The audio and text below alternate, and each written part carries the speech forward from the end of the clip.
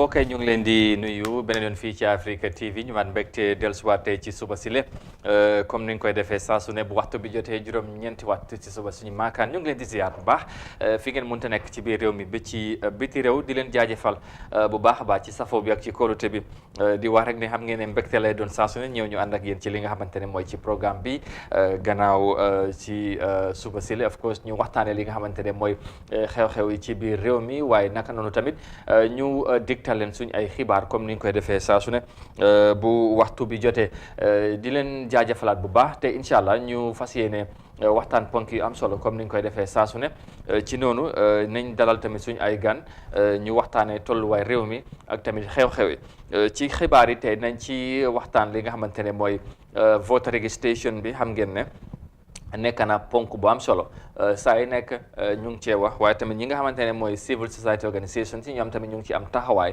ba démb ba jot nañ ci jàkkaarloo ak tasxeet xibaar yi joxe update ñoom tamit seen gis-gis ak li nga xamante ne mooy process bi nu moo demee nañ ci gën a yaatal ci biir jotaay ji leneen tamit luñ cee wax ba léegi mooy ci wàllum liggéey yi surtout ci liggéey yi nga xamante ne daanaka góor yi ñoo cee gën a yëngu waaye ñu gis ne tamit jigéen ñi ñu ngi cee dugga bu baax léegi mooy wàllu mécanique ak ay yeneen mbir loolu tamit nañ ci ñëw indi ci report ci yenn taxawaay yi nga xamante ne soxna yi ñu ngi ci xuus bu baax léegi wane seen xarañteef ci liggéey bi yooyu ba léegi tamit nañ dellusiwaat ci voter registration bi ndax tamit ñi nga xamante ne ñooy takkader yi ñuy sol uniforme ñoom tamit ñu amaana dina am ñi am ñaari mbir wala ñaari xel ñoom seen mbir naka lay demee ci wàllum registration ndax nañ ci bokk am déet loolu tamit nañ ci indi leeral ci biir report si su ko defee jàppale na lii ak yeneen xibaar nañ ko ci toftal ci jotaay bi waaye tamit ñun nañ ci jalal suñ gan ñu waxtaan tolluwaay réew mi kon nañ koy defee saa su ne incha allah ci kanam tuuti. Well, viewers, again, welcome to the Thursday's edition of the Good Morning Africa program right here on Africa TV. By the way, it is Thursday, the 10th of June, 2021. Well, wherever you are, welcome to the program, and thank you so very much, as always, for joining us. And we have some very interesting lineup this morning, and of course, in our stories this morning, we will talk about the ongoing voter registration.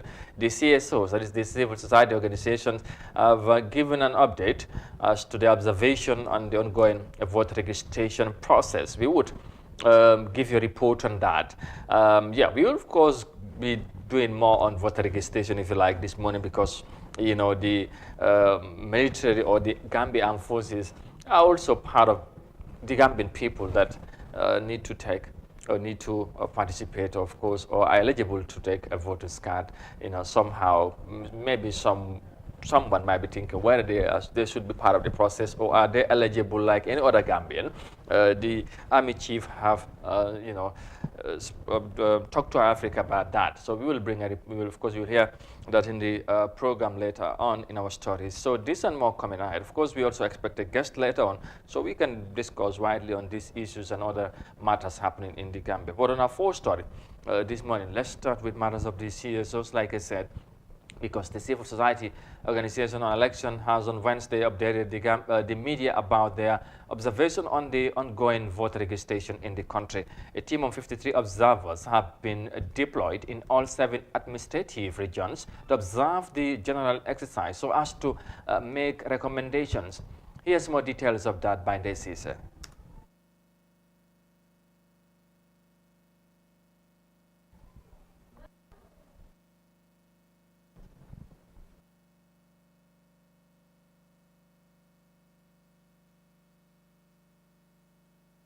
Well, I'm afraid that the report would come in just a moment, but just before the report would come, as I have just read there, of course, just to reiterate that the civil society organization, of course, more than 50 of them have been, either identified or chosen to observe the ongoing voter registration process in the length and breadth of the country.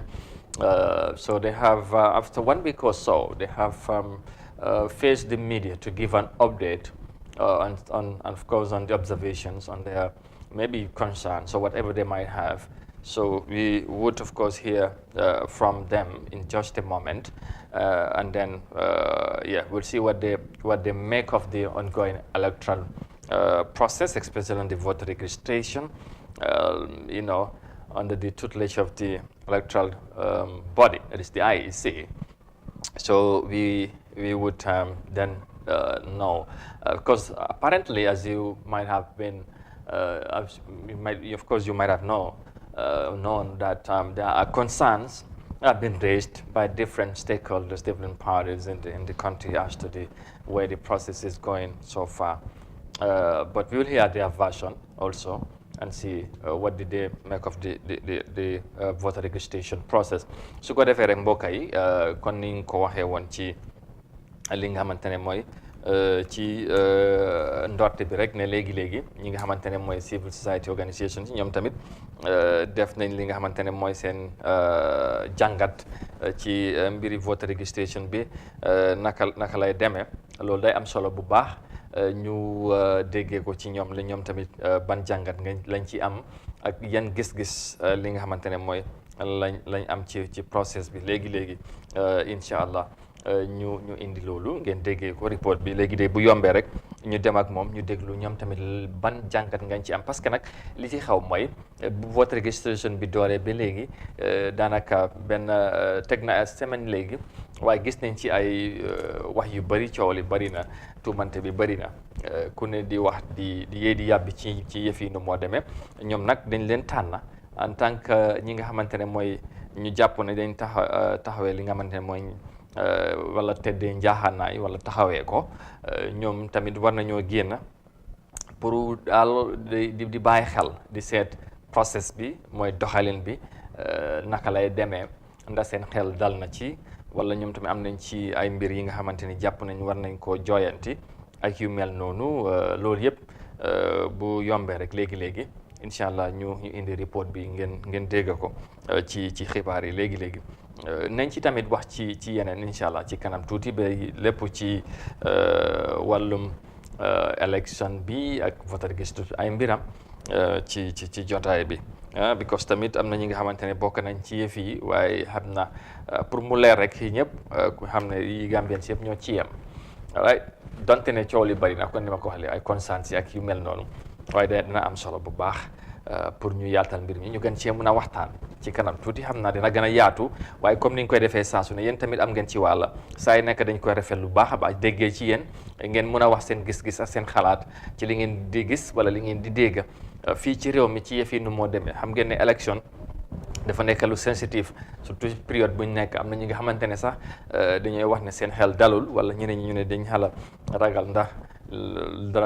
dara du judd ay yëngu-yëngu wala ay fitna du judd ci réew mi waaye ñu wax rek ne incha allah Gambie jàmm bu ñu amee ku ne am na ci interest te xam naa ne ku ne dina fexe bay waaram bu baax a baax def sa taxawaay te li la war nga def ko nga defee ko ci dal ndax yoon mu ngi fi ak yoonal lu ci lent li bon boo ci amee njaqare wala li la lent am na li la yoon may pour nga def ko boo buggee contest any issue wala any matter loi baa ngi fi so ñu ku nekk jël loolu dem fa contest su ko defee ñoom ñi nga xamante ne ñooy ñu fare côté boobu ñu jàpp ne ñoom tamit dañ toogee wala taxaw wala tëddee njaaxanaay faruñ fenn ñu def lu yoon wax jàmm ne ñooy jàmm continuer ñu continuer di enjoy jàmm bi nga xamante ne dañ koy yàgga yàlla def ñu ko yàgga may te ñu gërëmee ko baax ndax am na ñi nga xamante ne tey fu ñu toll buñ sañoon ñu mel ni comme Gambie li Gambie am ñu am ko waaye nag yàlla moo dogalee yëf yi noonu comme ñun nii la ñu sedd te ñu bugg ko mu lool mu gën ci ñun tamit ñu sante ko waaye sàmm ko tamit fexe ñu dox ci loolu mu sax ci réew mi loolu day am solo élection bu ne jaar na fi 2016 amul lu ñu fi gisut am lu ñu fi déggul 2021 tamit nag coow li mooy bari waaye jàpp naa ne Gambien bu nekk am nga consciousness ne coow li lu mu bari Gambia moo ëpp ku ne te Gambia boobu ñun ñëpp ñoo ci bokk te xam naa ne ku ne dañ ci bàyyi xel bu baax a baax incha allah. Well, yes, as I just said, we would be bringing you the report just in a moment. Just bear with us, and then we will hear from the CSOs, the civil society organizations. What do they make of the process? Are there any concerns? Are they entirely satisfied with their process? Probably yes, maybe not. If yes, why? If not, why? We will hear from them in just a moment. So just bear with us, and we will bring that report before we move on to or the issues also, because like I said, we also will do more on the voter registration today, because it has been most of the the most dominant issue in recent days in the country. And this is because everybody have interest, everybody want to play a part, so we would want to hear from different people, different stakeholders, different parties, and different Gambians from all circles, from all sectors as well.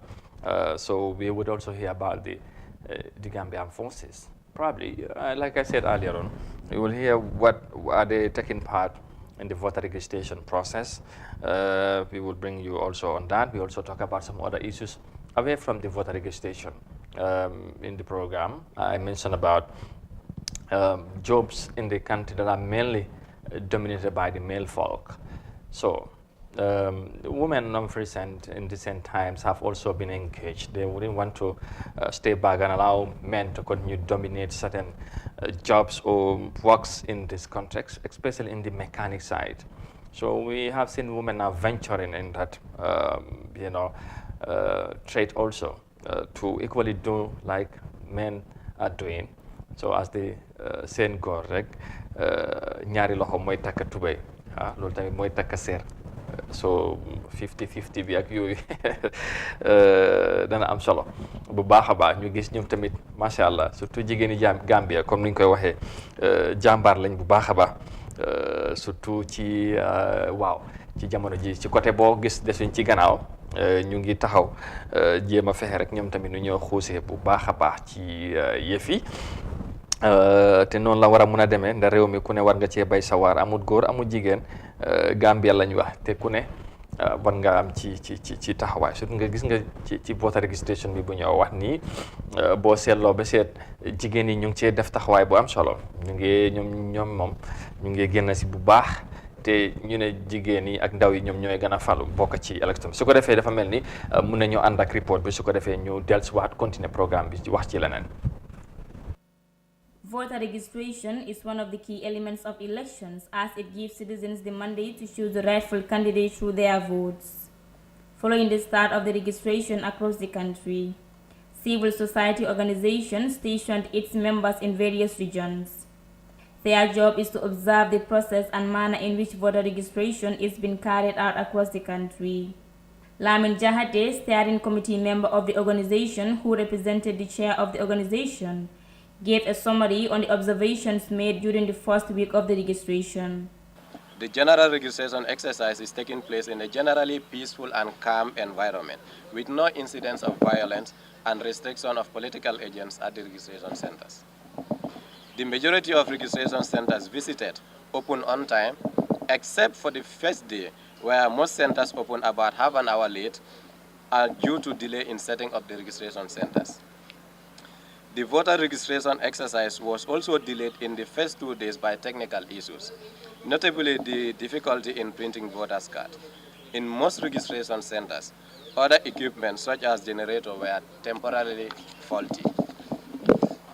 As party agents are present in most of the registration centers, the coalition observed that these party representatives are not fully oriented and are poorly equipped for the exercise.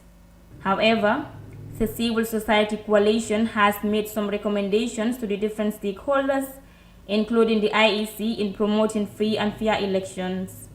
The IEC should be proactive in addressing the issues that are emerging in the general voter registration exercise promptly.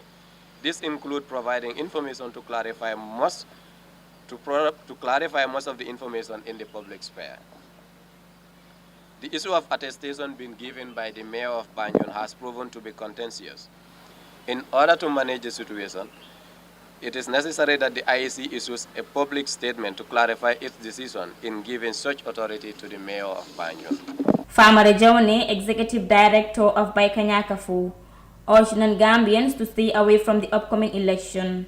If anyone knows that you are not a citizen of the Gambia and you are not qualified to acquire the voter's card, please stay away from it.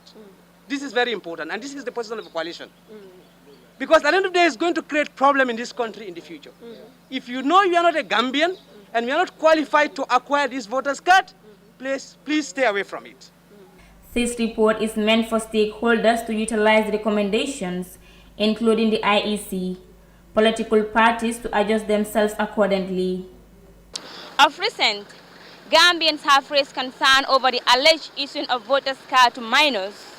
This has made the public to cast doubt over the work of IEC in conducting proper election.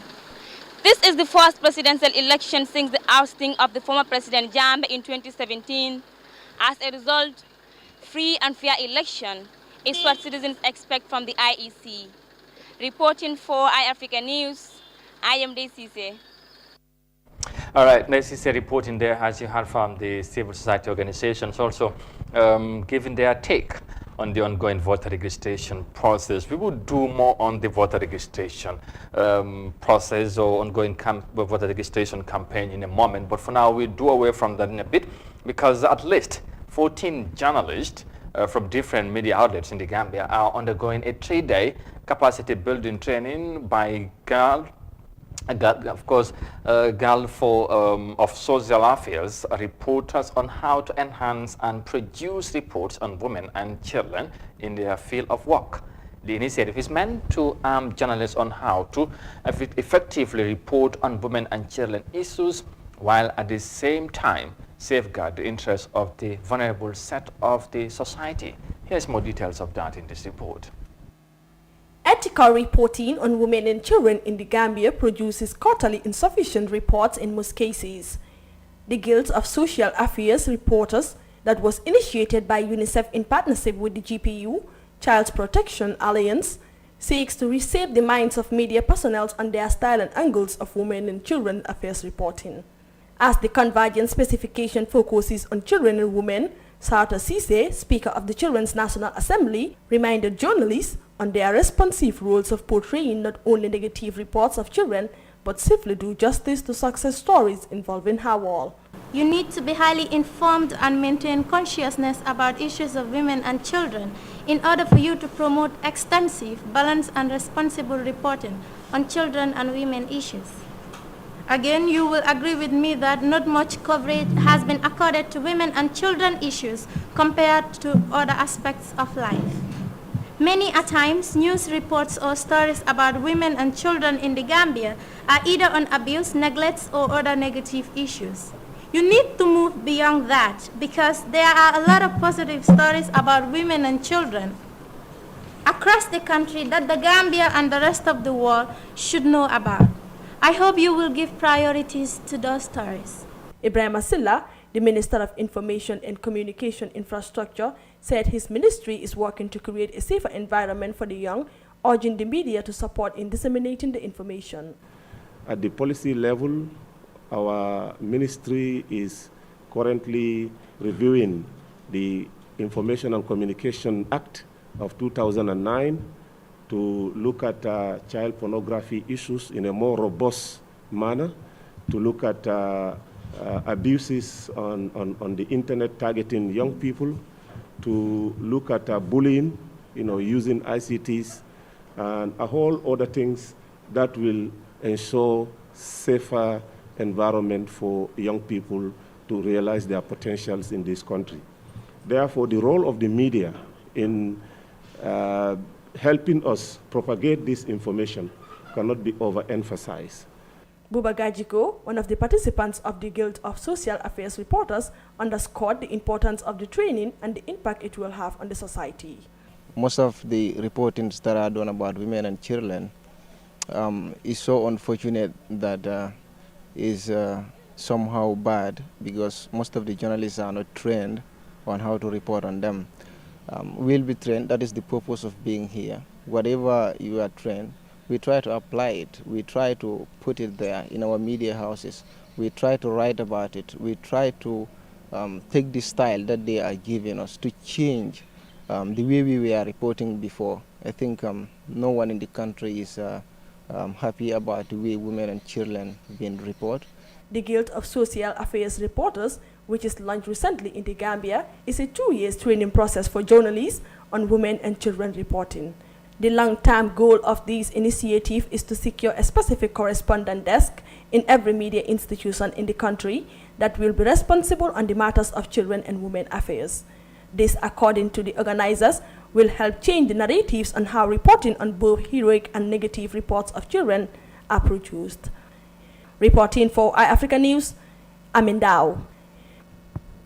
Yeah, we have to report on the positive, development or news happening around women and children in this country, as highlighted in the report there by one of the speakers. I think it's the girl, who spoke, I think, on behalf of the very many girls in this country and women as well. A lot of things, most of the times, like she says, when issues relating or related to women are reported, are mostly negative issues, like you said. But the positive things are also that which need to be spread, or should I say, which need to be also heard.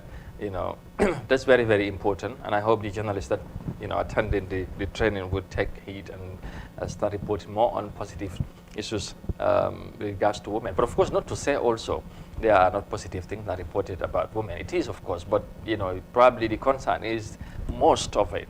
The very many cases that have been reported is mostly on issues that are not somehow pleasing or good to hear. But then that's why it's always good to bring journalists together and refresh and put them to task. We all know sometimes it's very demanding, but then we hope it will have an impact henceforth, now that they have been challenged, especially from that talking statement from the girl. Anyway, we will move on from that matters report there done by Amin Dao, and we'll go back to our earlier, of course, report that's about the voter registration again. As voter registration continues across the country, civilians as well as security officers are all queuing to get their voters' cards for the upcoming elections. In getting his voter's card at the Makati Square in Banjul, the Chief of Defense Staff, Yakuba Drame, told iAfrica TV that the country's armed forces is not an exception, as they equally have the right to partake in the election. Now, here's more details of that in this report.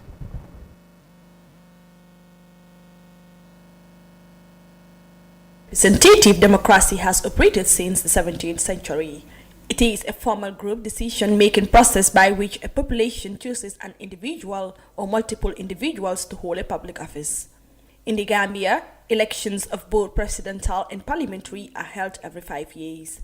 Currently, people all over the country are registering to get a voter's card in order to vote in the December 2021 presidential election. However, some have the notion that election is meant for only civilians, characterizing officers as neutral individuals whose primary job is to secure the country and its people. Contrary to this belief, the Chief of Defense Staff, Yakuba Drame, said voting is an inherent right of every citizen. Voting is an inherent right by every well-meaning Gambians. Let me say Gambians. Once you qualified, meeting the prescribed set rules and procedures, definitely you are qualified to have a voter's card. By having a voter card, it denotes you equally have the right to cast a vote for any party of your choice. He added that the armed force is not an exception, as they have the equal rights as those of the civilians in deciding who to lead them. Serving members of the armed force is not an exception. They're just average citizens, like any other Gambian citizen. So they're equally entitled to a voter's card, if I may put it this way. And it denotes equally, once the time is ripe, they can go out and cast their vote. That's the inherent right as Gambians. In the Gambia, elections are conducted using marbles instead of the traditional paper ballots. Each party or candidate competing in the election has a drum painted with its own identifying colors and their party symbol or photograph.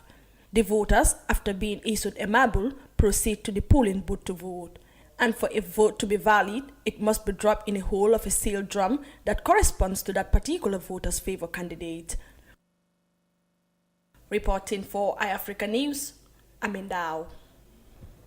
Well, once you are a Gambian and eligible to have a voter's card, of course you deserve to get one. Whether you are, an ordinary Gambian or security or minister or whatever you are, hence you are a Gambian and deserve to have one. You are above 18 or you are 18 years, or maybe you'll be at 18 years before, by the time we get to December. Then, of course, you're also eligible according to the laws. So the army or the security officers are equally part of the process, as you heard from the army chief there, Chief of Defense Staff, General Yakuba Drame, saying so the military or the, of course, security officers are no exception. They are not exempted in anyhow to partake in the electoral process or in the elections, if you like. So that is very important. Probably somebody might be wondering, because we do not mostly hear talking about whether the police, the army, the immigration, all those visas are equal. But if you know, you know. But if you don't know, also you don't know. And now it's clear that they are like any other Gambian. So that's it. That's very important. So we are going to stay with matters of this election process or the electoral process, especially more on the voter registration. We have been reporting more on this ongoing, of course, voter registration. And you should know why, because every Gambian is concerned. It's an interest of everyone to know as to how the process is going, whether you are satisfied or not. We as Gambians, we need to discuss among ourselves to see how best we can have a very free and fair electoral process. And that have to start with the voter registration. And of course, if there are concerns, there are something that we can do about that. su ko defee mbokk yi comme ni ngeen ko déggee noonu ci tënk rek ci xibaar yu fi jaar gis ngeen mu nekk xibaar yu am solo. leneen tamit li nga xamante ne mooy jot naa si ñëw si xibaar bu mujj léegi mooy léegi xëy na nit mun naa toog su fekkee ne xamul jàpp ne ndax ñi nga xamante ne mooy suñ servicemen yi mooy ñuy liggéey ci wàllum security police bi army ndax ñoom tamit mun nañoo ñëw ñu am voters card yi comme ñeneen ñi civil si ni ñu koy defee. waaw ñu ne loolu war naa mun a am noonu lay amee sax. dégg ngeen Chief of Defence Staff moom mi jiite army bi ni mu ko waxee nee na loolu noonu lay demee ñoom tamit si lañ bokk ndax ñoom Gambien si lañ kon ñëpp donte ñoom ci service bi lañ bokk ak yooyu su ko defee nag ñu am mbégte war ci dalal suñ gan xam naa ne gan la du gan parce que miin ngeen ko ci plateau bi waaye nag gëj ngeen koo gis dafa raaroon ci plateau bi xam nga lan moo ko war a waxee ne moom dina ko leeral ñaawru Koma bu UDP moom moo jiite ndawi KMC ci parti UDP te moom lañ dalal pour ñu waxtaan ci voter registration process bi ak tamit yeneen yi nga xamante ne bu mu fi xewee moom jotuñu ci wax ak moom bu ñu waxtu ñëwee mayee loolu yëpp nañ ci ñëwaat ñaawru good to have you back ñu nuyu la wala good morning ñu am mbégte bu baax wax ne ndaw la waaye tamit ndaw bu am kaddu la ci réew mi ndax parce que saa yu mu waxee am ñu rafet lu baax kaddu yu moo wax bokk na ci ndaw yi nga xamante ne ndaw yi am yaakaar la ci réew mi moo tax dañooy sawar dalal ko ci plateforme bi te tamit daf ñoo yombalal lool ñu ñëw wuyu suñu invitation bi ñëw ñu waxtaan ak moom luy yóbbu Gambia ci kanam ci li mënta xew saa yu ko woowee pare na pour ñëw ñu waxtaanee ko te loolu dafa am solo. moo tax dañ ko gërëm ci loolu ñaamuru ñu bala buñ la nuyoo ñu bàyyi la nga nuyoo ak Gambian si ak ñu lay seetaan fu ne ci àdduna right now. waaw jërëjëf Amadou kontaan naa trop gëj naa fi. waaw fii suma kër la comme ni nga ko waxee. maa ngi nuyu askan wi di sant yàlla di sant yonent bi ak suma ñaari waajur. di wax alhamdulillah pour ma nekk fii tey teew fii si Good Morning Africa another programme boo xam ne ni ma oo fii pour ñu waxtaan si Ali Kalaj Ba mooy ne luñ dee def saa yu nekk mooy ne rek dañoo wax loo xam ne mooy yóbbu réew mi ci kanam fas yéene wuñ ci pour ne loo kenn oo wax loo xam ne naka su dul noonu la maa ngi sant di gërëm ñuy seytaan programme bi ak di ko déglu home and diaspora yëpp ak ambassadeur programme yi maa ngi nuyu di jaajëfal technicien si ak caméraman bi ñu tax gars yi adduna bi di ñu gis waxtu bi ni maa ngi wax ñëpp Good Morning Africa as usual la fa woon rek dellu moom si boy la woon fa woon xam nga léegi gars yi incha allah gars yi tax na ba itoof nga fi ba gars yi su ma te ñu ne la ana sa ñaawur mbooy léegi xam nga man maa la may boos xam nga yaa ma may boos wala ay Africa moo ñu may boos mun naa am loolu yëpp amut mun naa am yow mayloo ma boos Africa mayuma boos man mayuma la boos yàlla moo ñu may boos ndaaro waaw so boobu nañ ko téye noonu rek kon daal yàlla moo ñu may boos waaw kon lu nekka waaw soo amee wér gu yaram waaw macha allah mun a dem di ñëw yàlla may la xalaat bu baax ak xel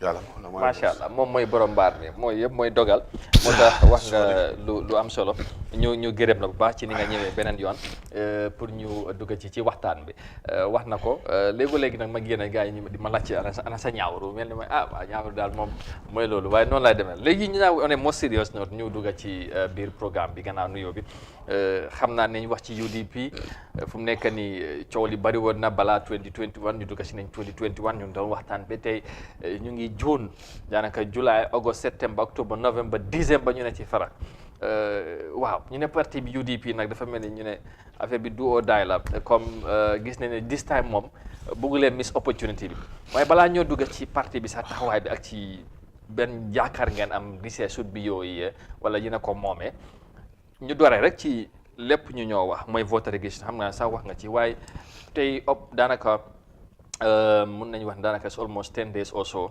bu voter registration bi doore ak léegi ban jàngat nga ci am ci process bi nu moo demee. jërëjëf Amadou jàngat yu bëri nañ. bi na si jàngat yi mooy ne process bi dafa yii. te loolu jógewut si nit yi so maa ngi ñaax IEC ak stakeholders yi xaw ma ndax IEC ñu ngi séntu loolu ne.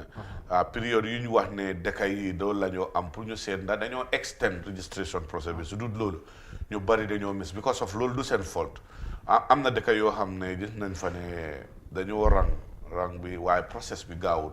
te gis nañ ne printer yeeg generators at times some data input issues date spelling si dañ dee correct so ñu bëri dañ dee am problem because places like Tanje ñu ne tey dañ faa génna according to their movement schedule te the projected number of electorate for is 8,000 while as of now 2,000 in excess a little bit ñoo register so loolu foog ñu seetaat ko bu baax te loolu du faulty nit yi because su nekkee ne process bi gaawut ñu war a register on a daily basis du gaaw yow doo mit sa target. waaye est-ce que génne nañ statistics within a week or so the number looks good somehow waaw est-ce que loolu nekkul ne tamit gaa on track statistics si region si waaw waaye it is not loo xam ne is by specific ne registration center bu nekk o dëkk bu nekk lii la am general one bi nañ génnee bu region si NBR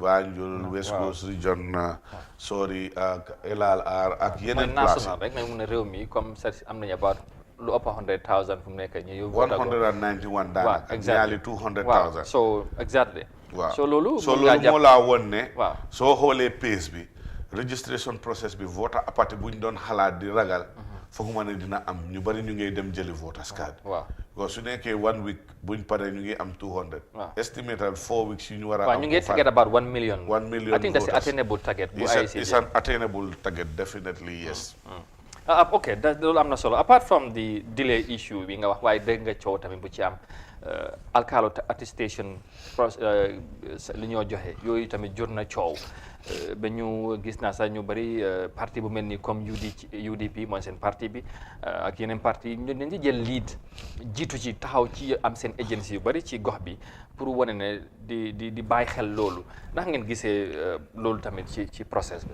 xam nga loolu dafa am solo trop waaye lu si gën a am fayda mooy ne suñ electoral process bi we should jealously guide it mooy ne dëkk bi is for the Gambians no matter what regardless of your tribe or your religious affiliation soo nekkee Gambian rek war ngaa am right pour am registration voters card registration bi nii waaye soo dul Gambian amuloo right pour jegeñ place bi te dañ dee gis ne fii loolu is a norm ne ni ñoo xam ne nekkuñ doomi réew mi daf la dee óor yaa ngi dëkkaa nit ki sa kanam la ñëwee fii mu ngi dal sa kanam muy dem di am sa national identity card passeport ak documents yoo xam ne waru koo am loolu daf ñu jaaxal torop te ñun gis nañ ne incumbent bi nekkul di ñu dimbale si loolu waaw su nekkee ne bugga ngaa dimbale electoral process bi da nga war a génn outright yow ak sa advisor yi di wax nit yi this election is for Gambians If you are not a Gambian, stay away from the electoral process. You amplify ko, political leaders amplify ko, media be amplify ko. Then if you are a foreigner and you are a non-national, you will not be obliged or be tempted to take part in the electoral process. Why, if word of encouragement is coming from the incumbent and people close to the corridors of power, there's a tendency of encouraging non-Gambians to acquire our voters card. And the issue of attestation. Fofu mo gena garaw. Attestation, normally we expect not everybody, but 80% of the Gambian population, regardless of for judu or for mage, one muna have access to one of these 3 documents, that is the passport, the ID card, or the birth certificate. That is a requirement, because if you don't do a school, amulo birth certificate. Don't do a Arabic school, amulo birth certificate. Te yo sune kene, amga 18 years.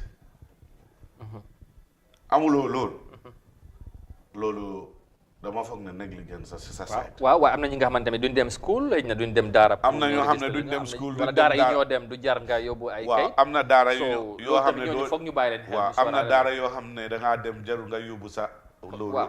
Waaye sa waajur mu ngi dunda. O su dundee tamit su dee am na document boo xam ne if you take it claim da nga war a mën a dem utal sa boppa birth certificate. Sa kayiti noos antenatal card. Def fa dee nekka. Fii dafa am loo xam ne attestations are for peculiar situations. Why at Belundes the trend of attestation is too much. You cannot tell me more than 80% of the people looking for voters registration cards, then you want to rely on attestation. They did. waaye ñu gis ne seen parti bi comme UDP dañ ci am interest trop ñu mën a la ci lan moo waral loolu. lu tax ñu am si interest liit ci bu baax comme ñeneen parti yi nuñ cee waxee ak nuñ cee demee. amaana yéen xam nga yaaga naa laa wax fii ne am na parti briefcase yu fi nekk. parti briefcase gaadu waale. loolu dafay indi xeebaate tamit. dafa isi loolooy dëgg bi. non waaye ñaaw loolooy dëgg bi man parti la yow fi nga registré yeneen parti foofu la ñu registré ngay waaye briefcase. waaw da nga maa xaal ma wax la lu tax parti briefcase. Luwa ak sarta UIEC teg ne a registered political party in the Gambia war naa am office or branches or bureaus in all 8 administrative area. ñaata political party ñoo mun a qualify loolu. non xam nga loolu seen liggéey la waaye ma ngi laa wax man suma régime lu tax ma wax la ko. am na parti yoo xam ne amut structure jëkkëraa jabar ñooy parti bi. amuñ dara jëkkëraa jabar parti leader deputy parti leader jëkkëraa jabar loolu parti.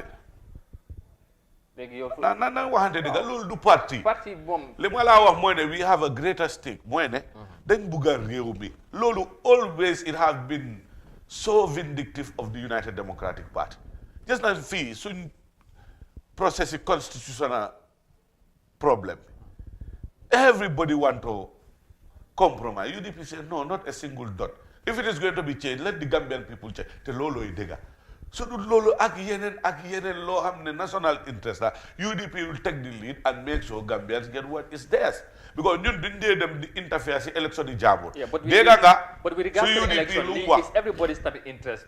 political party yéen a am ak ñëpp. understand loo interest yi dañ dee ute. ci lan da ngeen bëgg a lead Gambia ñoom tam loolu lañ bëgg a. waaw waaye ñun luñ bëgg a leadee Gambia. waaw dañ bëgg a Gambian decide nu ñoo leadee Gambia not otherwise. no but that's for everybody. non man ñun mënuñoo wax on behalf te ñeneen yi we can say no. fii ku fi mun a ku fi. alkaali.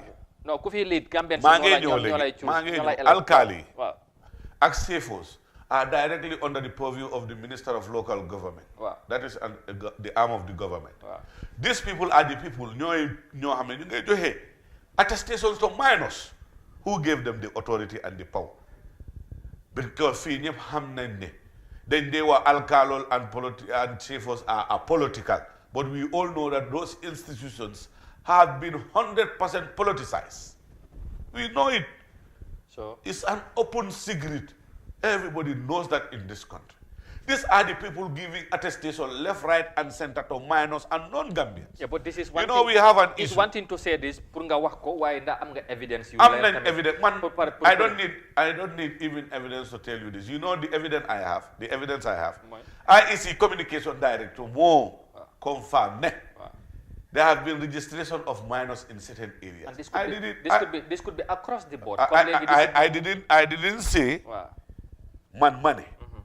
the Independent Electoral Commission's communication director confirmed to the whole world that there have been cases of registration of minors across the country. In that case, at specific locations, people were raising eyebrows on social media and all over.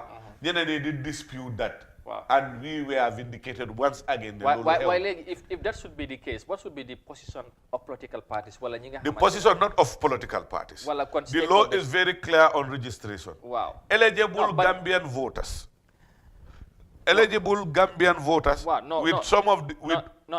My reason, my position mooy su fekkee ne IEC ñoom dem nañ ba detect loolu ñu génn wax ko te in these cases political parties ñoom ñoo dee encourage nit ñi seen militants yi génn vote wan may assume ne si bokkul si ñuy dem def loolu bu dee ñu ko def bokk nañ ci parti bi wala ci parti bale ñooñu nag seen parti la lan moo war a nekk seen taxawaay nañ bàyyi di laam-laame fii non it's not about laam-laame fii ñu fi amul supporters xam nañ leen ñu fi desperate pour des xam nañ leen mooy parti président bi Adama Barrow NPP ñoo ko doon wax fii seen plateforme yi xam nga Amadou lu nekk def day am serde fii lañ toog Pa Diagne si seen akaay bi mu ngi fa waaye léegi xaaral rek dama laa jox référence loolu leer na loolu Gambien non dama laa jox référence non damaa wax jógee leen si bitim réew ñun ñoo yéen a dee sëy taxut nga nekk Gambien ngeen ñëw fii ngeen ñëw uti karta élection mu ngay jot ngeen ñëw saanil Adama non presidential advisor du saano wax na lu mel noonu non waaye ñaawru boo waxee ban parti moo fi parti bi dem Fersel Stadium te yéen defagu leen fi loolu donte nga am ngeen nit yow nga ne ñooñu amuñ nit xanaa loolu fi yow foo nekkoon dëgg Amadou yow xamuloo luy Fersel Stadium déet yow gisuloo ko non yow xamuloo luy Fersel Stadium ma ne man maa ngi fa woon nga ne ma xaw ma yaa ngi fa woon maa ngi fa woon buy Fersel Stadium man mi toog di seetaan télé maa la gën a mun a am space yu nekk si stadium boobu yow da nga doon report di man maa ngi la gis yaa ngi report man maa ngi toog si télé bi di seetaan stadium bi xanaa gisuloo président bi moo wax he was waving an empty stadium dañ leen naxoon di leen wane Waly Seck ay ñëw fii di play am na ñu fa dem ñu demuñ fa pour Barrow de waalee leen yóbbu ci suñu waale ñu ñibbi bàyyil wax boobu ñooñu amuñ buus li maa wax mooy ni problème bu ñu nekk fii the ruling incumbents people they should be very careful ruling party amut waaye the president bu toog dafa am political party we call them incumbent political party am bi ñoo nekk di fii di promote loo xam ne musuta am si élection yi Gambia di encourage non citizen pour ñu acquire our voting right loolu moo fi dee am it's open secret fu nekk nañ toog nañ koo wax déedéet xaaral if they are not careful that's a big allegation it's a very wonderful allegation man allegation ma loolu de don't say it's an allegation it is yow kan nga dégg ko Amadou di wax non Gambians nag come out and there are certain things I don't want you to be labeling it as an allegation that is a fact is factually reliable and that is completely undeniable that in the president's meet the people's tour, I told you in your archives, you can check. That one of the speakers called Alaji Jan openly said, Senegal Oriental, you know, they say, you know, Boka, Jogelen Senegal, you know, Utikata Gambia, get signed the president. Why go cooking NPP la. No, why? Why? He could be a supporter. He could be a supporter. He's still his NPP. Yeah. Whether he's a surrogate, whether he's an executive member, whether he's a party militant or an ordinary supporter, he is NPP. And the moment he's given the platform to speak in front of the president, it is not a mean feat. You should understand that he has authority because not everybody was allowed to speak in that program. He was given and accorded the opportunity. It should be taken seriously. The president's advice, Dusano said similar things. We're going to arrange vehicles to go and pick Gambians who are married in neighboring countries to come and partake in the general election. Yes, when you go to other countries, they allow dual citizenship. When you go to other countries, they don't allow, depending on the law, what the law says. Now, what assurance do we have that those people they're talking about, after getting married to somebody for 20 or 30 years, whether the guy has also naturalized in that country, changed her status quo, but doing that at a large scale, even organizing, if anybody is interested in the dispensation of acquiring your voter's card in your country of birth, you don't need anybody, especially the incumbent political party, to arrange mobility for commuting you from that area to the Gambia. That is foul play. That cannot be phantom by anybody who has some credible attitude. And when it comes to sincerity, the morals of sincerity has put that fine. It seems in the dustbin. Okay, now, so things like that. Now, it appears you have series of concerns you raise quite a number of them. Of course, you talk about the minors registration allegedly coming Not allegedly. No, well, no. I don't want you to use the word allegedly. No, but man, Amadou, that's my word. You cannot use a word. I will not agree. I am not saying you said so. If something is not heard and it's not confirmed by the competent authority. But now you allow me to learn. This is not you speaking. I am the one speaking. Don't say alleged. No, man, I have no proof there. There's somebody. No, IEC might have said that, but this is IEC speaking. It's not me. Who are the people responsible for it? They are the very one that is responsible. So when they say I'm not disputing that anyway. Dispute no, I'm not disputing that. So just to be clear. But okay, that's fine. Whatever it is, that's the way you say it. But what I'm saying is, there's another concern that Bunyi raised more about some of these party agents, the way they try to behave when they are at these registration centers. Now, Rabugaham, what was your message to your party agents? These grounds. No, the message is very simple. Because there is a concern, some of these party agents are going beyond their line, want to stop people. Who said so? No, you don't have the IEC saying that some of the... Let me tell the IEC. Even the police have issued a statement. The police, they are meddling in something that is not their so. First on the IEC, wow. I will come to the police. Yeah. I will tell the IEC. Yeah. Let them stop telling people no, that first, allowing what is your party's message to agents? My party's message to the people that we should have a violent-free electoral process. Yeah. Let Gambians be registered. My friend Amadou, let us be realistic here. Let us be realistic here. In conformity with the law. Yeah. The law says eligible Gambians. Yeah, that's clear. If let me tell you, the lacuna that is created by this law, this electoral law, it is not saying anything about somebody who is a non-Gambian, a very non-Gambian, that everybody can recognize and say this one is not Gambian. He has just come to the country not even 3 years ago. You live around the same, and you know Gambia here, we are all staying together. Now go straight to my question and you answer. What I said is very clear. The issue of non-Gambians, that's not a new thing in this country. No, what I'm saying, this has been What was your message to your party agents that are sent to this voter registration center? Because they are concerned, some of the party agents are going beyond their limit. This is what I'm saying. Who is going beyond their limit? Some of the party agents said if any non-citizen go beyond your limits, the citizens will go beyond their limits. No, are they the one to determine that? Who is going to determine that? No, I mean, there's a process, With process. No, Nyauru. With process. Don't. No, let me tell you something, Amadou. I will tell you. No, the process is for Gambians, not non-Gambians. No, but who is there to determine who is a Gambian? You know me, is it the party agents? Amadou, I know you, so. Yeah. Maybe even you don't know me, you've known somebody who's seen me before and known me. Yeah. And know me, sorry. Now, if I'm from Guinea-Bissau, should I have the right to partake? What are the laws? Yeah. That is deterring foreigners from going and acquiring, and what will happen later if the alcalos that are, we're going back to this, the alcalos and the CFOs are all politicized. No, you are. We've heard it several times. The CFO are calling the alcalos, the governor calling all the CFOs and the alcalos in their regions for a meeting. The meeting leaked that they will give attestation to foreigners to make sure to empower and perpetuate the incumbent Barrow to stay in power. Which meeting was held at where? And who in CRR, for example. Attended by who? The alcalos and the CFOs. Which alcalos? The entire alcalos and the CFOs in the CRR. Governor's office. You organize it for what? Let me tell you something. But my point is, now before I learn, man, electoral process. No, but you see, no, but you are a political party. Postpone me. No. No, let's see. dama buga ubi lines is a Gambian si boga ubi line. No, why one thing tell me dama buga mula. You are from a political party. But you are not allowing me to tell you. No, I was stating what we said. Gambians should partake in the electoral process. Who is to determine who is that Gambian that should determine? Is it the party agents or no, Gambian party agents are there to scrutinize. This is it. Party agents are there to scrutinize the process. Yeah, fine. But let me tell you. Again, that's not I will tell you one thing. You should not bring bot there. But you don't know what I'm saying. Go ahead. Party agents are there to scrutinize the process. Yes. Oversee the process. Yeah. Take stock or data of the people they have issues with during their registration. Yes. But also, and then, their civic right. Yeah. That is their functions as party agents.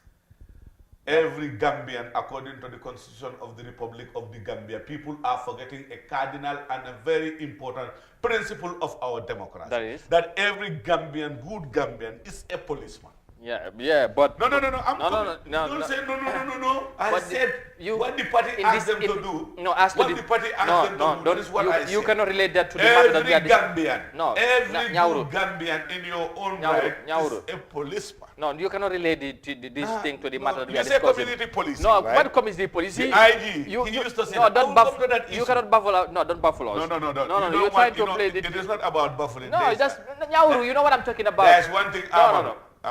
There's one thing about the sensible guy. Even you say something that is wrong, he will know. When you say something in the nicest way and it's wrong, it is wrong. Yeah. When you say something in the ugliest way and it is right, even the denying heart will know that that is the truth. Yeah, but so that is not like sweet talking or like... Don't try to beat them about the bush. I'm not... what I'm saying no, is but you know what I'm talking about. I said they are functions, right? Yes. I said they are civic duties. Why involve civil duty and bring in boards here and there? You know what's their responsibility. So they don't have civil duties. No, that should be very clear. They don't have civil rights. No party agent have no right to go and stop people. No. I'm not asking you to stop anybody. Getting to a level where IEC have to come out and say they are having problems of this political interference, and the police have to issue a statement warning Gambians to desist from acting from doing so. So that should be a problem. It should be a concern of political parties. And I thought you were going to make it categorically clear that they have no right to do so. I will tell you something. I will tell you something. And that is what beats my imagination is why IEC is not warning non-Gambians to stay away from our electorate. That is their right, because the law, the electoral law, gave the IEC to say it publicly, go on with media campaign that non-Gambians stay away or there are repercussions. What was stopping the police from telling and warning non-Gambians to stay away from our political process? What is stopping the IEC from condemning the registration and the attestation given to minors by alkalis and safos openly, and they even confirm it has been done? What stopped them from giving a statement on that, or the police? Is that not criminal? Attaining, giving attestations to minors to register for eligible voting. Is that not a crime against the country in the laws of the country? Okay. What was the IEC saying about that? What did the police say about that? So the police is not worried about all those irregularities and all those malpractices and all those illegalities. They are worried about party agents taking up their civic duties by making sure that non-Gambians are registered. That is an issue up to the extent of the police issuing threats as political party. We see that as you cannot meddle. I'm warning the police, you cannot meddle in the political cycle or electoral process of this country. Now the police has their limits. Protect life and property, including all political parties. Don't side with side. We have too much respect for you. Don't side with the incumbent. I will come back to you. I will come back to you. You cannot threaten anybody in this that's country. Right. Let's pick our first caller. We want it to be interactive. We have already declared the lines open. So we have our first caller on the line. Hello, caller. ñu ngi lay nuyu kan la ak foo ñoo koole. Fine, thank you. Naka nga tudd ak foo ñoo koole. Okay, England. Yes, Omar. waaw ma ne dama doon déglu QTV seen benn programme. waaw. waaw gaa ngi wax ne alkaali bundung bi. waaw daf dee caaj ne ci xaalis. pour gars yi pour mu jox leen attesté. waaw. soo bëggee loolu confirm ko because maa ngi ko doon seetaan programme la maa ngi ko gis xam nga. Okay. So boobu dafa serious trop de police yi war nañ cee seetaat de. Okay. balaa gaa di intimider nit yi xam nga ak child ak xale yu ñëw di gis. Okay, xale yi tamit. ba pare last lu ma bëgg a wax IEC tamit gars yi ne duñ yokk a lifin bi su jeexee because dama gis ne waa Gujur yi ñu ngi complain gars yi ne dañ dee taxaw ci rang bi. from 4 ba time bi jot ñu bëri duñ dee register so boor yooyu ñu bëri duñ mun a register so loolu tam war nañ ko xoolaat de because gars yi ne machine bi dafa slow ba dee yàgga taxaw ci line bi duñ dee mun a register xam nga. Okay. La comme boobee boor yooyu dafa bari nit. All right. Thank you Omar jërëjëf ñu ngi lay jaajëfal baax ak ñu nekk England yëpp waaw ngeen mun ngeen a def comme moom mun ngeen call waaye nag ñu waxtaan rek ci dal kenn bañ a jël issue bi personal whatsoever ñu waxtaan rek ci process bi am na keneen tamit ku nekk ci line bi balaa maa ñëw ci ñaawru ñu jëlaat kooku hello caller. Okay, we missed that caller. You can call us and, of course, contribute on the discussion. And we want to hear from you as well, as somebody's already on the line. Hello, caller. Hello. Hello, good morning, guys. Good morning. We are fine. How about yourself? Yeah, I'm fine too. I'm listening to your program. Thank you so much. What's your name and where are you calling us from? Yeah, I'm Ibrahim. Okay, Ibrahim. From? Calling from India right now. Okay, all right. Yeah, what I learned from the program is, I agree with Mr. Koma. Because if you see the role of the party agents, Yes. it's just to make sure that, there's free and fair election. And to make sure that, let the minors not register and the non-foreigners not to register. Yeah. Other than that, there's no, that's the only their concerns, and that's what they are executing as of now. Yes, and they have no right to intervene into the process, right? No, the intervening there, is to ensure that the foreigners will not register. That's the only their interference. Yeah, but and that's every Gambian's right to make sure that let the foreigners not interfere in our politics. Yeah, but that's against the law. The law is saying they have no right to stop anybody.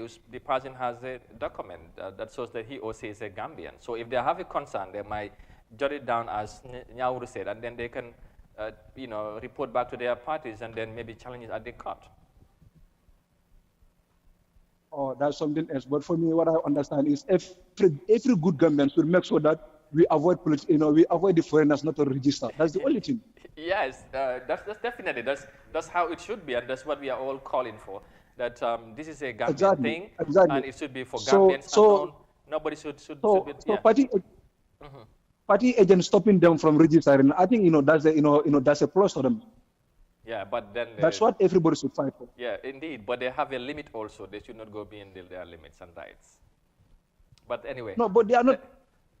For me, to my experience, in as much as they are not creating any violence, there, so then they are good to stop any foreigners who is about to register. Thank you. Thank you very much, Kumar. Thank you very much. We respect your opinion, but of course, as we were saying, that's what it is. We have another caller also on the line. Hello, caller. Amadou, naka subasi? Jamarek, nakam kalak for your call. Man la Boubacar, my call from Italy, no? Okay, Boubacar, ñu ngi lay déglu. Programme bi mu ngeen lee torol, no? Jërëjëf. Waaw, maa ngi ñëw sa kii ni ñaawru koma waaw. Waaw, man suma wax bi fu mooy dem mooy ne maa ngi ko si soxla sax because foofu noonu agency gars yi dañu war a bàyyi xel. So yow nit mun da ñëw rek nga roos ko ne nga ne ko yow nekkuloo Gambian because xam nga IDC ñu ngi foofu. So document more important so andee boobu rek génn so nekkul ne nga xool borom kanamam o nu may waxee nga ne waa duroowut Gambian o Gambian. So ñun tamit ñu ngi foreign but xam nga ñun ñu ngi fii nii mais su yàggee sometimes ne day am dafa mel ni lus nañ ko ci line bi ñu ngi ko gërëm yéen tamit mun ngeen def comme ñoom rek ngeen mun a call 2323213 mat keneen ku nekk ci line bi hello caller. Hello. Hello. Hello bro, jërëjëf na nga def kan lak foo ñëw koole. Man la Sky Gripo maa ngi koole Germany, all right ñu ngi lay déglu ban contribution nga am. Waaw dama bëgg pour nga waxal ñaawuru leen na advice gaayam yi because yaa ngi ko doon waxal point boo xamante ne mu ngi ko doon daw good ko understand. So seen gaay yi waruñoo gis nit ci biti di ko interrogate di ko bugal stop di ko laajte ndax you are a citizen or not. Let them leave that in the hands of the immigration or the hands of the IEC. ñoom ñuy wax ne they are civilian police. If they see anything wrong, why not they go to the authorities and report it there instead of they themselves, going to the forefront to fight that one out. Okay. Dama diga. Wow, ñu la diga wow. Wow, thank you very much. Let them not encourage anybody to go out there to question people whether they are citizens or not. Okay. All right. Jërëjëf.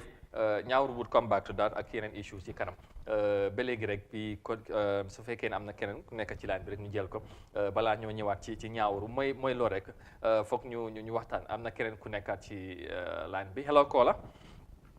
Yeah, hello na ngeen def. jaama rek kan laak foo ñëw koole. maa ngi koole England maa ngi tudd Boubacar. all right Boubacar ñu ngi lay nuyu di la déglu ban contribution nga am. waaw contribution bu ma am mooy foog naa bu ñëwee si attestation bu ñu wax nii. foog naa dafa war a starté si bépp Gambien. muy journaliste. muy police. muy IEC. muy parti member ak ku mu di doon. ñëpp dañu war a taxaw. wax ne benn foreigner. bu ñëw du ut voters card suñ dëkk bi. li warut a nekk li nga xam ne dafa war a nekk wax sax. képp koo xam ne ooy nga sa bopp as Gambien. da nga war a nekk soo ne benn foreigner. ñëw pour ut voters card suñ dëkk bi. because it has to start from the journalist. yéen ñeen ay baati dëkk bi. yéen nañu am. yéen ñeen a war a taxaw du xool. lépp loo xam ne nekku du dem yoon. ngeen taxaw si. journalisme du wéerante. da ngeen a taxaw si dëggal bi. kon sax amul kenn ku ñëw farlel. Gambia lañ gis. whether NPP nga. whether UDP nga. ak koo mu di support. da nga war a taxaw gis ne. xëy na si ñëw suñ dëkk bi. du ut voters card. mun ngaa dem si beneen dëkk soo demee Sénégal ak fu mu du dem. doomu di gis Gambien buy daw ne dafa uti voters card. waaye Gambia. lu tax ñu wik fi. because dafa mel ni dañ bëgg a foreigner si ñu ut voters card. maa ngi ñaan journaliste ak ku mu di doon. taxaw leen ngeen génnee seen voice. wane ne na foreigner si stay away. because am ngeen voice si dëkk bi. yéen lañ yaakaar. yéen mun a taxaw di wax nit di leen déglu. bu leen weerante ak nit yi si when it come to ay voters card yi nii. maa ngi leen di ñaan maa ngi leen di ñaan Gambie ñun ñëpp a ko moom. absolutely jërëjëf ñeneen ci taxaw bu baax a baax a baax a baax a baax. incha allah bu na fi jël dëkk boobu di dem man am England here defuloo. Gambien defut mu ñëw fii. amuloo kayit nga ne da ngaa dem ut voters card ñeneen ñu loo ko. so waaye Gambia lan moo tax foreigner fi ñeneen Gambia. absolutely muy police yi nañ taxaw si baat bi police yi seen boppa ñoo war a woon nit ki ne. képp koo xam ne foreigner nga bàyyi nga bul ut voters card. it start from IEC. bu fekkee ne IEC nekkul di indi baat boobu noonu. da ngeen a tax foreigner si ñeneen Gambia. all right jërëjëf thank you so much contribution booy am na solo waaw wax nga lu am solo te ñëpp nañ ci bàyyi xel loolu moom dafa nekk lu leer kenn warta nangu beneen doomi réew ñoo bokk ci suñ ku ñoo tànnal ku ñoo jiite loolu moom lu am solo waaye ñu jëlaat keneen ci line bi hello caller. salaamaaleykum. waaleykum salaam. ndeme Manding Gole Fula. ok Manding Jumalom. hello. Ndelam Babalum. oh Baba yes. Ndeme même Fula nilie. Bango forna bijele ne yalo nega eka vote even America bijele. But ni mange mombe kuti na mange UDP na jugolo minti eka vo fulol mu fornality eka moli video eka seen social media wo bala fa warta bake momo ye passport bonde a ID card bondi ID ko tele baba ifindale ba ital total ka botat card so because botat card ni mange buruan botat ka fo ikata bitugo do yasa okay for what kilari jang ka fo forna yake ni me de yanda national ticket so because at America la the UK at dawoda dunia ko all right Abarka Bake thank you very much sa contribution bi Baba is well noted yeah so su ko defee loolu am na solo you can keep calling of course we will take your calls as they come in dafa mel ni somebody also is on the line we will pick our next caller hello caller yes mbadiya nata diam la mande ka kamon na okay Jumalo and be call ka min tole dalam jabilan ka ko lokana England le all right me la moy kan diam la follow ni ñu fula jaw la taw la ko fula demande okay yemin be fa betara back yeah andum be albe alla programme ñu betara back Thank you. Bar diam la do ko pati ijentol man nyan naka monu nyininka. Nyanta do ko nyimbala la police le bulo ko immigration officers. Bar ne wol man tere la do ko ke kan. Ndanga mra ko mo citizen be la do ko lo wata saying. Pour que nyim banko protect. Ka je ko kelo ni carte fay ko la kelo min ka ke. Pour que wo tankandi. And over tankandi no la nyaadi le. Wolon carte fo ni kilin na le ay koy fer. Min nyanda registre sot la wol ya soto. Min ma nyanda sot la wol kana soto. Anum fulanjang. Ana nga si ko bondin na nyin ko kono. Mandin ko be Gambia me maka Gambian koti. Fulo be Gambia menten Gambian koti. Sarakulo be Gambia menten kas Gambian koti. Mo ne ma fo do ko fulo lu manke Gambian kadi mo maka wo fo. Kada Ahmad ba mo fulolti. Ak banko ñinol la. Am mama kande mo fulolti. Am banko ñinol la.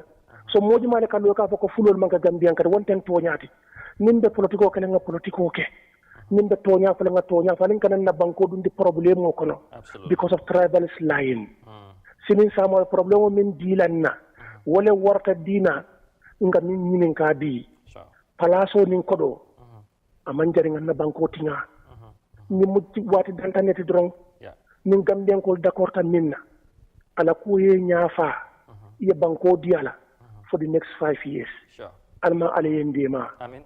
Alma ale na banko kanta. Amen. Amen. Alma ale tanka fitinola. Amen. Amen. Gambia dim Gambia la ñaato tabi minna kuoto. Alma ale banko diola. Amen. Amen. Amadou abaraka bake. Abaraka. All right, thank you. Thank you very much. Wow. Lu mo dégg naa ko nag wana tontu kay mooy affaire waaye ñaawul dégg nga contributions so far. So we have divided opinion and this is good. This is why we want to hear from them equally. Duñ mun a bokk xalaat so we can pick our next caller before I come back to Nyawuru. It seems the line is very hot at this moment because we're talking about something that concerns everyone and we are very much happy to hear from you. Next caller. Hello, good morning. Hello, brother. Yes. Wow, man maa ngi oote Germany. Okay, kan la naka nga tudda baalal ñu. waaye man dama haydaat boobu waaye man lu ma gën a ite daal. Wow. ñaata Gambian ñoo nekk in this world, all the part of this world. Anywhere te gaa ñu amee foofu paper time bu ñu doon dem foofu amuñu paper waaye gaa dañ dem maybe in the system gaa dañ am doom foofu nguur bi ñoo jox gaa paper boobu gaa am right all the development country ñu yooyu gis nii Germany fii doo gis soo waxee ne Japan fii rek ñoo di sànni karta di make mistake because some of them are they just come to Germany and they meet somebody and they get with her a child and they give the person a paper and the paper has right. So now Gambians understand that you get travel in Europe to the paper. We Gambians are all in Europe. Our sisters and our nephews are in Gambia. So the foreigners nobody know that business for who. No, they take us to choose this day. I'm a guy dumb. They know you don't want to stop putting that. I'm Gambia. Okay. Yeah, jërëjëf thank you very much ñu ngi rafetlu baax seen contribution si am na solo nii lañ ko bëggee gis nañ ne waxtaan bi macha allah ku ne yaa ngi call di joxe sa xalaat ci noo ko gisee ak lan nga foog ne loolu la mbir yi war a mun a demee pour mu nekk sumo ci line bi dafa mel ni call yi moom bëri nañ ñu jëlaat keneen rek ci line bi Ñaawuru xam naa léegi tee ma ñëw si yow nag hello. Yes, hello. Wow. Yes, ñu ngi lay nuyu kan la ak foo ñëw koole. Waaw man la Moussa Ba maa ngi koole England. Ok. Amadou maa ngi laa nuyu bu baax a baax. Jërëjëf ñu ngi lay fay. maa ngi nuyu tamit Ñaawuru Koma. Thank you mu ngi lay fay. waaw seen programme bi nag am na solo trop. waaw xam nga su bëggee Gambia su bëggee pour mu dem kanam. foog ñu bàyyi affaire xeet yi dafa dugg fii kii Paul la kii Socé la. dëgg la. Sénégal su ñu amee seen élection soo ko fàttee ko. benn Gambian du su dee bokka. di nga jël tam su amee seen élection benn Gambian du su dee bokka lu tax Gambia su amee suñu élection yeneen dëkk yi di dangay bëgg a involve suñu élection bi. man France GDC la. but for this around dama agree total ak UDP seen agent yi dañ war a taxaw ñu fight because Amadou buggal nga ko bañ nga ko Gambia da nga am benn opposition campaign am Gambia mooy UDP to be honest nga bugga ko wax bugg la ko wax ñi nekk diaspora bi yëpp xam nañ ko comme ma ngi nuyu ñaawru comme ma nga di gaalama UDP téye leen ko foo leen ko téye man GDC laa def but UDP to be honest seen liggéey bi set na trop anyone soo amee Gambia in heart da nga xam ne UDP liggéey lu nekk def nii moo nekk solution pour suñu dëkk bi bu dem forward alem bàyyi laam bi am dëngërëm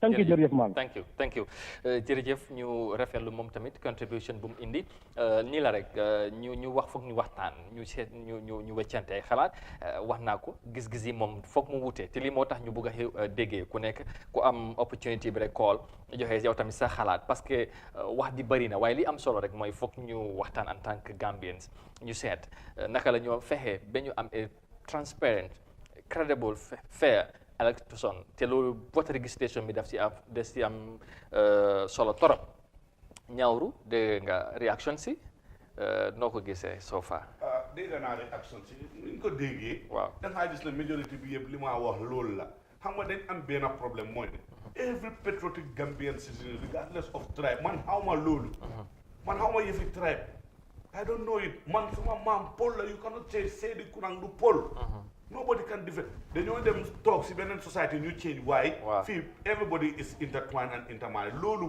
waxuñ ko fii luñ wax mooy ne every patriotic citizen make sure naan li ma jaaxal mooy ne xam nga is an open secret Amadou Hara fii nit yi xam nañ ne the departments responsible for regulating our migrants and immigration have been compromised fii da ngaa gis koo xam ne mu óor la is an open secret mu am suñ ID card am suñ passeport barki dee bala ñëw mu su ta dem fu ñoo jëyee léegi foofu dinaa fa ñëw waaye am na every patriotic citizen war naa make sure ñu taxaw ñu gis ne Gambians te su ma ne Gambians dafa am catégorie dafa am loi ñu may doole ñoo xam ne nekku ne fii lañ juddu sax waaye dañ fi yàgg am na ñu dëkk Amérique Gambians danaa ñëwaat ñu leeral point boobu parce que tamit am na benn collab bu doon wax ne ana Gambians yi nga ñu fee jógee ñu dem ci bitim réew fekk amuñ benn kayit waaye ñu fexe ba ñu am kayit fu ñu nekk ñeneen tamit noonu lañ fee ñëwee ñu am su ma ne Gambians waaw Gambians of all class laa ok fine ñu jël collab non Gambian la rek yow loo ko mun a firinde understand ko loolu ngaa jël waaye non Gambian Gambian ok yaa xam by registration la by birth or by marriage or by naturalization dafa am process foog nga toppa ju process boobu nga mën a nekk Gambia ok xaaral ñu jël collab bi ñu ñëwaat ci yow hello caller hello salaamaaleykum waaleykum salaam Amadou me kontona baat me jola jumalo ane be call ka min tole ntomo Aliou lati mbara birka amal ok Aliou mbela moy kan ok ndaw sa mim contribute no diamo kono Gambia al nga hakkilo du baake fitino o mam beteya ndam mo tema because kuwol mil be kurkuru kan adiyamo siatal andu Gambia dolla ba siring aketa fuloti o aketa manninkoti o aketa jolati o dolle ba siring dolle ka futu ñoy so min bije dorong wala nga domon dorong because ICC ela luwal londi so nga tamo luwal la because nite mo jibe ba special ita ko man ka Gambia not wadi amo siatal okay because luwal le balari so min bije dorong wala nga ICC bula ela dogu okay nim momo yalon ko mi man ka Gambia not because to ñaamu kilineri muy manque Gambeno di woma ñana registal absolutely womu toñal mi manque Gambeno di kon dal ma la fi forene mara sure ndam mu NPP fan sol di bar toña womu kilineri ni yalo mi manque imu forena ti da bonde mo la politique o kon bot min bije do nga domam procession ñeta right way la fojande ko ba sila okay bari Gambia be dawo da isa kayro fanan duwa because ibugalo mimbe keri absolutely barka bake thank you very much yeah so that's why it is we would take our next call. I think somebody must be on the line and hello caller hello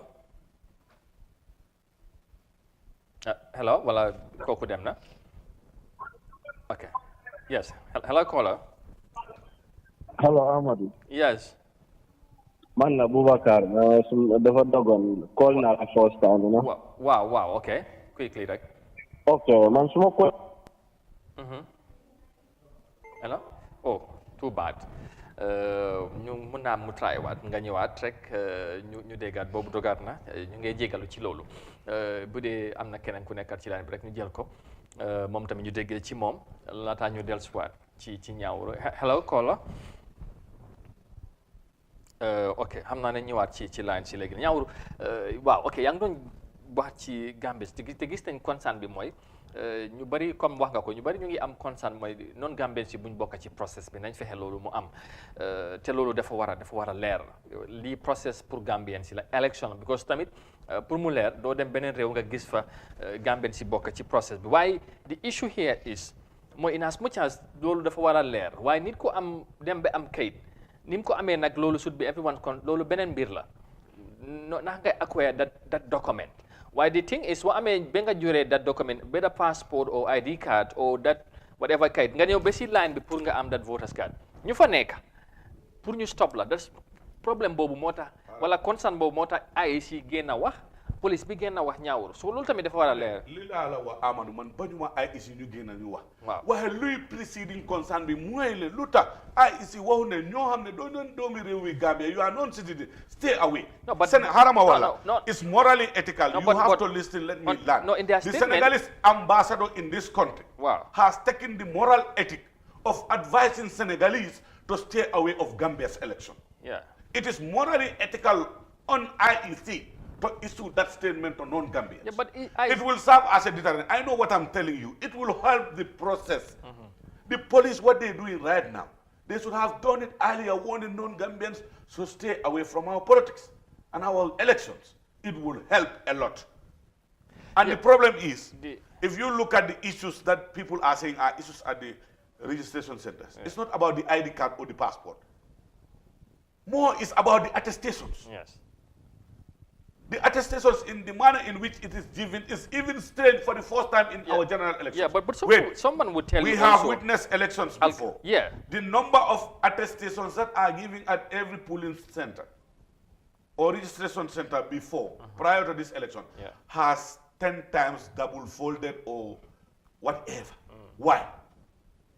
We don't expect. Because of the interest. Because of not the interest. I don't want you to be saying that. That is not. But have you seen the great interest the Gambians have in this election? The interest is to give minors attestation. No, I'm not saying to give. I'm not saying to give minors. It's because of the interest from who? From who? From everybody, not from all quarters, including political parties, especially from the attestation. Yeah. Attestation be like what? Well, no, no, bro. Let's be realistic here. Attestation waruta bare nonu. Attestation warna am. Why waruta bare nonu? Because we expect Gambians to be having birth certificates minimum is $12.50 to have one. Why?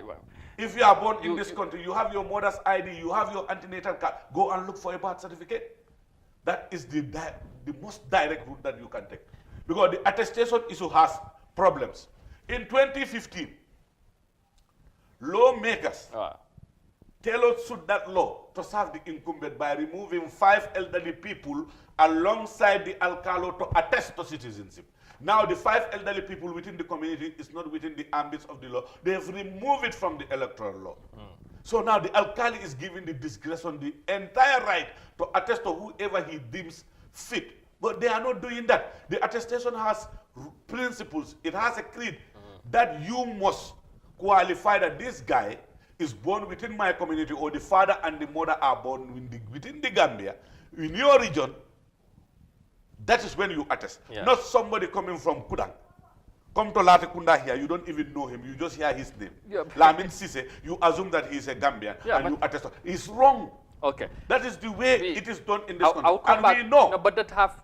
Ahmad, we know. They are saying alcalos are political, are political. Yeah, that's what they say. And say they are all politicians. Because it has been a concern. In your archives here, in your archives here, I've seen a video Alcalos and CFOs went to sit and meet the president. They had political talks. Everybody wants They were saying, give attestations to people, give documents to people. Let us see any immigration official. Don't they have Ahmad right? Ba said it. Any Are you saying Alcalos have no right to meet the president because they are political? What?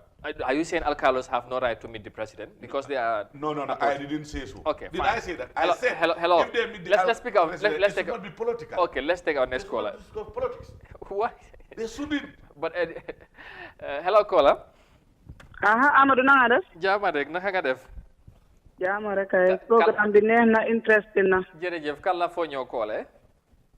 Maa ngi tudd Fatou. Ok Fatou yow rek nga Fatou de waaye garaawul nga ñoo koole fan. Okay, from Germany. All right. Man contribution nga man dama bëggoon a yokk suma xalaat tuuti. ñu ngi lay déglu. seen programme bi. Thank you. Gambia ñun ñoo ko bokk. benn bopp la kenn mënu ko xar ñaar. Absolutely. soose beeg olof beeg pël beeg loo muntu doon ñun ñëpp benn lañ. man nag duma politicien. waaye daal xam naa ne doomi réew mi ñoo war a saani karta.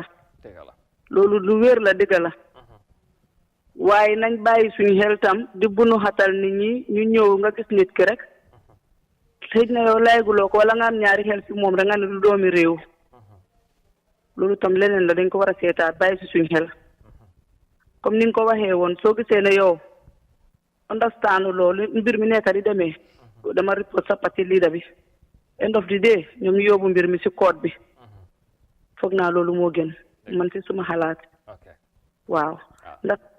jërëjëf ñu ngi lay gërëm bu baax di rafetlu contribution bi nuyu ñu waa Germany ñëpp waaw ñu gis ne ñu bari ci ñoom ñu call nañ contribute bëgg nañ tamit ñeneen def comme ni ngeen ko defee rek ñu dégg ci yéen am na keneen ku nekkaat ci line bi hello caller. Amadou. Yes. Sumole. Alhamdulillah ci maalo. Sorry. Hello. Hello. Yes, nke moyle. Nkontom aja dele. Okay, be ko kam min tole. Berikam. Okay. The line is breaking somehow. Sorry for that. But you can call back. It's called no, so that it can contribute. Yes, I think we have another caller also on the line, so we'll take the caller also. Hello, caller. Hello. Yes, hello. Oh. Good morning and welcome to the program. So very well. No problem. Jumalo and be call kamin tole. Musa la mo Spain. Okay, Musa mbela moy karna. Musa Jallo do ko botu ko bembe ke kan tan ta jibele. Okay. So ku kilit ni je do ngal hakilo to wote jinna karola. Surtout kayti dio membe ke kan teri. So tene na ko le je ni na Gambia minimum wo je ni afan ko ko. Kaatu même mu adama di moy tela kayto ta moy londi ka ko ha ite kayto su ko ni tole wo manke sigo ñen ta me ye kayto dia me ati suno dia la ite ñen ta la wala ata alkalo ya ta ñi ta ika kayto di menu la wo ite confidence ko ko ñen banku di le ko do banku di so janni mari de wul la ta la sino ka ibeta la mol attaque iba fole ko ha ite manku banku di te banku me ye kayto dia le ñen ta la wala dia mundi ka fa ha ñen to mol de sino ka kayto di la wol dum manku banku di wodi boti dia mo sia tara nang hakilo tu do ni si patam fa yo mabbe ta ganda ko ganda di wala te ta ganda le kan jama bi je ganda sa ko usruwa ko ka tam kulol pir pir wala tu sa jallo ni ta basse sotu ma sere ya mo so aman min wala ka ko man di ka ko ko bi lapta la nyame tuwa ka di something trapule ka di something so temen fono la wala jola ka woni apot jarama Musa. But woman mean kapo iye moje pendro kapa ite bank ko di modi non tema All right. Thank you. Jerejef Jarama. Yes, Gambia is for all of us, it's for everybody. So it's good that everybody is clear. Kuneka munkowa, so Gambia nyoko boka, benna bopala, kemunu ko har ñaar. Amul kii amul kele so loolu dafa am solo waaye nañ gën a bàyyi xel rek ñu xam ne yëf yi léegi élection nag tamit dafa ànd ak coow lii moom léegi du ci ñàkk waaye nag nañ ko teg ci yoon ñu jëlaat keneen ku nekkaat ci line bi hello Kola. Amadou. Yes. Amadou. Yes. Okay, Murul Aja Bilkan. Okay, yes, Aja. Yeah, I'm there. NPP supporter. And the last agency. They double the go.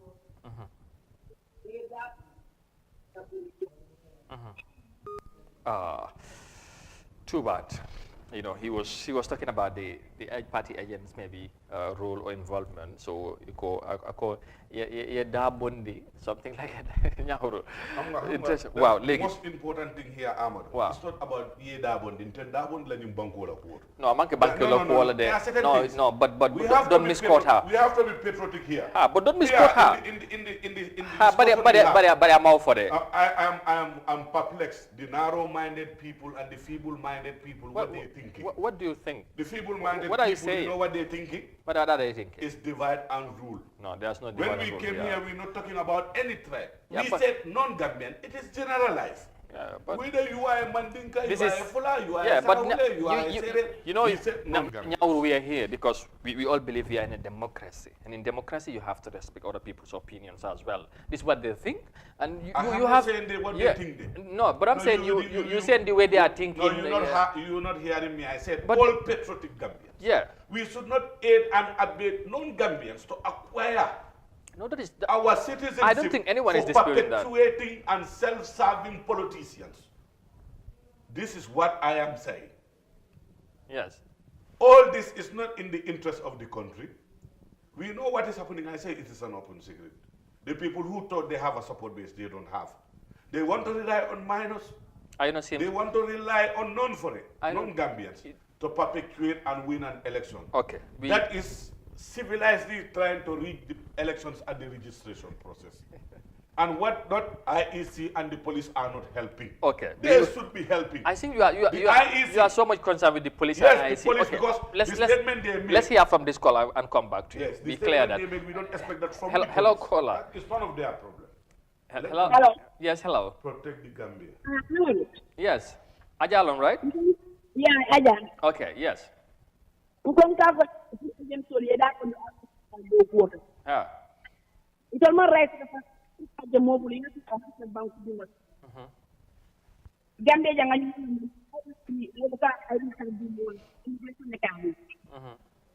so it's a matter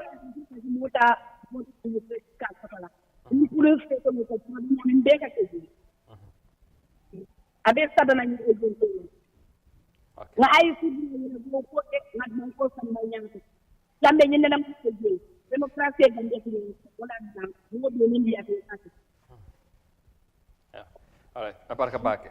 Ngela contribution moel Aja. Thanks. You know, I see she have great interest of what we are talking about. She tried and eventually she succeeded. You know, you can also do the same. We want to hear from everyone possibly to call and contribute. Let us know what you think of the process.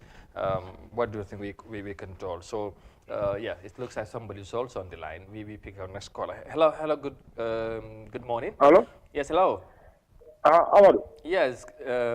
Alagadi. Fine, thank you. Jumalo and be calling coming. Omar, I'm calling from Bikama. Okay, yes, Omar. Kotande. Fine, thank you. Alhamdulillah. Nyaur Kontonye is my friend and a schoolmate. Okay, Nyaur. But I come in for something to a Mafuko Moli tribalism warning. I come in for them from South Foreign Ali Dabo Mola election. Yeah, absolutely. Ugandan will be a utility to do that, not even Yauri only. What he is talking about in the entire country, Bella concern the word. And I'm any tribal line for Mafufula, Mafumaninga, Mafujola, Ugandan, non-Gambian, them not interfere in our politics. It is what he's talking about. Yeah, sure. Yalum Gambia Bella concern the phone. Indeed, absolutely, Toyalo. Yeah, so thank you very much for the program. Thank you. Nyawru be moy kan nyawru so Omar is saying hi. Thank you very much. So I think this is a Gambian show. So it's for Gambians, and it's of course it will be for Gambians also. I hope, inshallah. Yeah, ñu jël beneen caller ci line bi. Hello, caller. Hello, I want to contribute. Yes, thank you. And what is your name and where are you calling us from? I'm Mr. Gajiga from La Ferfunda. All right. You can go ahead. What contribution do you have? Hello? Yes, we can hear you. What do you want to contribute? Hello? Yes, hello. Yes. Yes, go ahead. What do you want to contribute? Okay, Mr. Moderator, are you hearing me? We are hearing you loud and clear. Oh, yeah, it seems you're not hearing us, but we are hearing you. And if you can come back, we will be very happy to hear from you. We want to hear from you as much as possible. This is a crucial thing for everyone. If you have somebody else on the line, we can take our next caller before I come back to Nyaur, so we can, okay. Nyaur, yes, let's come back. I see you are so much pertinent about the police and the IEC statement or concerns with regards to the party agents also. I'm disappointed. Yeah, but then, but then I think Nyaur, no, what? Police, I'm disappointed. But their position have been compromised. How? In this electoral process, it has not even started. They are, the way they're talking, they are siding. Yes. Siding with who? They are siding with the incumbent. My friend, they have been compromised. How? In the sense that issues that are happening are more pertinent to this country. Issues like? Issues like minors registering. Issues like non-Gambians, they themselves know they are registering and acquiring our national document. We are not talking about individuals here. We are not hostile towards the foreigners. The foreigners have their bit and their quota they play in national development.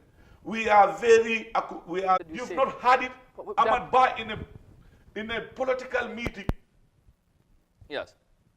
Saying in front of the president that the immigration, the way they profile people, the way they vet people is wrong. And they are doing it professionally as per creed of the immigration law. You are telling them, give to people as they come to you, don't vet them. That is where this issue starts from. People in authority they are like strangled. Their hands are tied at the back. They don't have autonomy over what they do. Yeah, okay. They are in fear.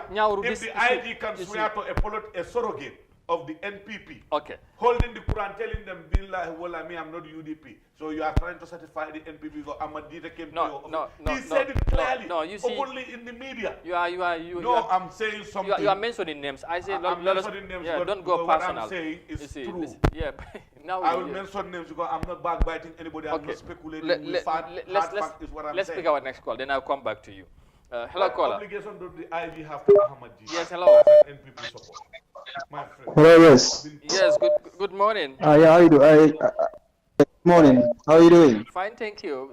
What is your name? What is your name, sir? Where are you calling us from? I'm in Germany. My name is Sher. Okay, we're listening. What do you have for?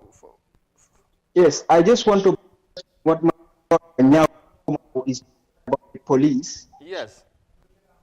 I think that's the officer of the acceptable. As we are saying, they should ask to our report the state agent on the something very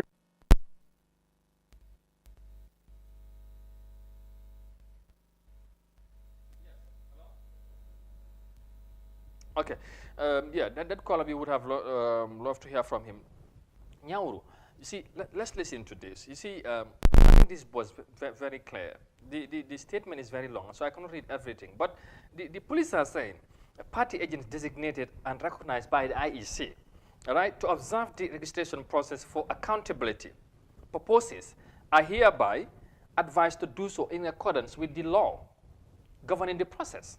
You know, queries, concerns, and observations must be channeled through respective party heads, all right, for redress with the appropriate institution. They must not be seen in any way interfering or attempting to interfere with individual registering or registration process, as they have no such mandate. All right? Similarly, political party leaders are urged to sensitize and encourage their militants to observe law and order at all times, especially during the voter registration process, to enable them to operate within the parameters of the lawful, peaceful, and violence-free electoral process. The public, party agents, and militants found wanting of violations will be dealt with according to the law. So all they're talking about is about laws. Why is the police waiting for to deal with the alcalos that were found giving attestation to minor? What are they dealing with them with the law? Which it's confirmed by the IEC. They should do that. Yeah, they should open an investigation on that. Go and apprehend the alcalos. Take them to task. If it is confirmed by the IEC, that means it is happening and it is illegal. What is the police doing about that? IEC says that people have been apprehended. 7 people in Farad. It was on the newspaper. They give false information there. Yeah. What did they do about it? My friend, let the police not be compromised. That is what I am saying. But I think this message... In this country, you cannot be the referee and the player at the same time. Yes. The police has their law. The electoral law is governed by the IEC, not by the police. Yeah. They are there to safeguard life and property. And But if if there are people that are alleged, the principle of every Gambian should be a policeman you should have that but now, if there are people that are alleged that they are going beyond their limits and they are going there, who are alleged? No, that's Let me party tell you agents. something. Some of them are going beyond their limits. Something very important. And that is. A caller said something here very important. What is the police? Why is the police worried about when all these issues they are complaining that people are stopping people who are not registering and they are not coming back because they know they are not non-national. But it's done in a free, in an open, non-violent manner. What is it? The process is not violent. Have you had any violent issue at any of these registration centers pertaining this illegal registration? Yeah, but no, wait, do you hear it? It might happen. No, don't do that. Don't anticipate something that has not happened. It might not happen. You know what? Yeah. The whims and the caprices of the incumbent. Because it was never violent. Nobody had any violent issue that they had at any registration center. The caller said it here. In as much as we think they are interfering, but their interference was done in a peaceful manner, and that interference is paying dividend. Many people are saying, but there are people many people are attesting to the fact that they paid people in my presence. In my presence, somebody attested that he paid somebody $1,000 to prepare a birth certificate and an ID card. We have it. We have a reference. Yeah, the guy is calling to beg me. I'm not from Gambia. I'm from this part of the Senegal, and I live here. Yeah, now no, I'm saying an example. Yeah, what is the police doing about? And you know, I said they are compromised. No, but they are laws provided to deal with this electoral process started a long time ago. Yeah, when people serving the government under the local government, the alcalos, the safos were called to state how they were threatened. When the minister threatened the immigration department and the DG, director, and all other people, it's either you play to our tune or you get sacked. Simple as that. That is why all these issues are happening in our electoral process, and that is the fact. You cannot dispute that. No, but there are laws that are which laws? This revising course that you're talking about. This revising course that you're talking about. No, don't tell me about the law. No, there are certain things that happen here we didn't follow the law. What is it? There are certain things here we didn't follow the law, and later it came to the detriment of the United Democratic Party. So this revising course you're talking about, yes, we want to go to revising courts. And first-class magistrate, according to the Chief Justice, will be given to all revising courts. Yeah. But within 60 days, you know how many cases do we have? Whether this Ministry of Justice has that human resources capital to sit on all these cases at the same time. Now you are also... in cognizance of the fact that other court proceedings will go ahead, they have criminal issues that are personal, there are other civil suits. Combined with this revising presuming now. Whether, I'm not assuming, I'm asking whether they will have the human resources capital this is it, available to take care of all these things. There are questions, there are issues that is concerned. It's a concern to the political. In as much as you have concern, there are also ways that you can channel those concerns too. I want the IEC, but then let's hear from the next caller. And a very efficient election. They started on the wrong foot. Hello. Hello, caller. Hello. If any IG is now appointed, you have to hello, caller. Satisfy the incumbent, Okay. or you get It seems yanked out. We missed the caller. What are you saying? I said, here we have all these appointments. That's why this 1997 constitution should not have been the constitution. This 2015 electoral revised law should not have been the law that we would have taken part in this election. All right. The new constitution that was there, it would have made the police work independent. Okay. All the security agencies, their heads would be independent, and they will be more efficient in performing their duties. But now, you are to be sacked by the president, appointed alcalo, chief, IG, deputy commissioner, commissioner immigration. Those are the people supposedly should be responsible for coordinating and controlling and being biased. Unbiased, they should be apolitical. And when already their appointment is controlled by somebody who is going to be, here? You don't know. I said it clear. Amaru, you don't want to hear that. No, I have. Of course, I said the electoral cycle started a way bit back. The initial date that was given was postponed. Before the postponement, you had an engagement that the Minister of Tourism and the President had with a group that went to visit him at the State House. They are threatening the Immigration Department that if anybody dares ask or do the compiling, in your own definition, right? Or the peeling, you will be sacked. That is not. It is live and direct on TV. You say my own understanding. That's your own interpretation. Your own interpretation. You can interpret it the way you want it because you don't want to see it. But me, I'm saying it. Yeah, I've heard it. Yeah, that is called self-perpetuating harassment, intimidation. You see that as intimidation. The police are compromised, bro. They should not have come at this 11th hour. Now remember, you are no government in waiting. Government in waiting. That's why we don't want to compromise the principle of good governance. Oppositions are government in waiting. Government in waiting, thank you. And that will surely come to pass, inshallah, by December 4th. UDP exclusive government in this country. That's why the so-called 70% guys who thought that they own 70% of the population, they are busy registering. Where are you drawing this confidence from? Because I have had proofs. Go to what? Daru Busumbala here. Okay. They intercepted a truckload of people with attestations from the alkali to be registered. Attestation. We understand ID card. Truck? Full truck, 30 people. Yes. Okay. Hello, caller. My friend. Can you hear me? Yes, we can hear you. Yes, hello. I just want to contribute thank you. into the program. Yes, and who is this, please? Hello? Yes, we can hear you. What is your name, sir? Yeah. Who's on the line?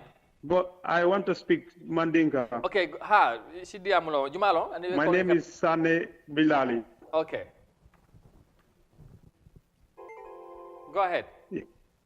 Bella Moikan. Yeah, alla programma over diarine, you know. Abarka Bake.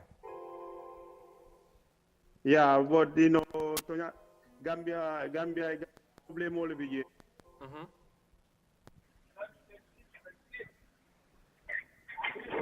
Hello? Hello? Hello, caller? Hello? All right. Well, I see more people are trying, so that will somehow making out the calls, you know, like we dapat dang. So, yeah. Hello, what system? Yes, hello. Hello, caller. Hello. Hello. Yes. Good morning.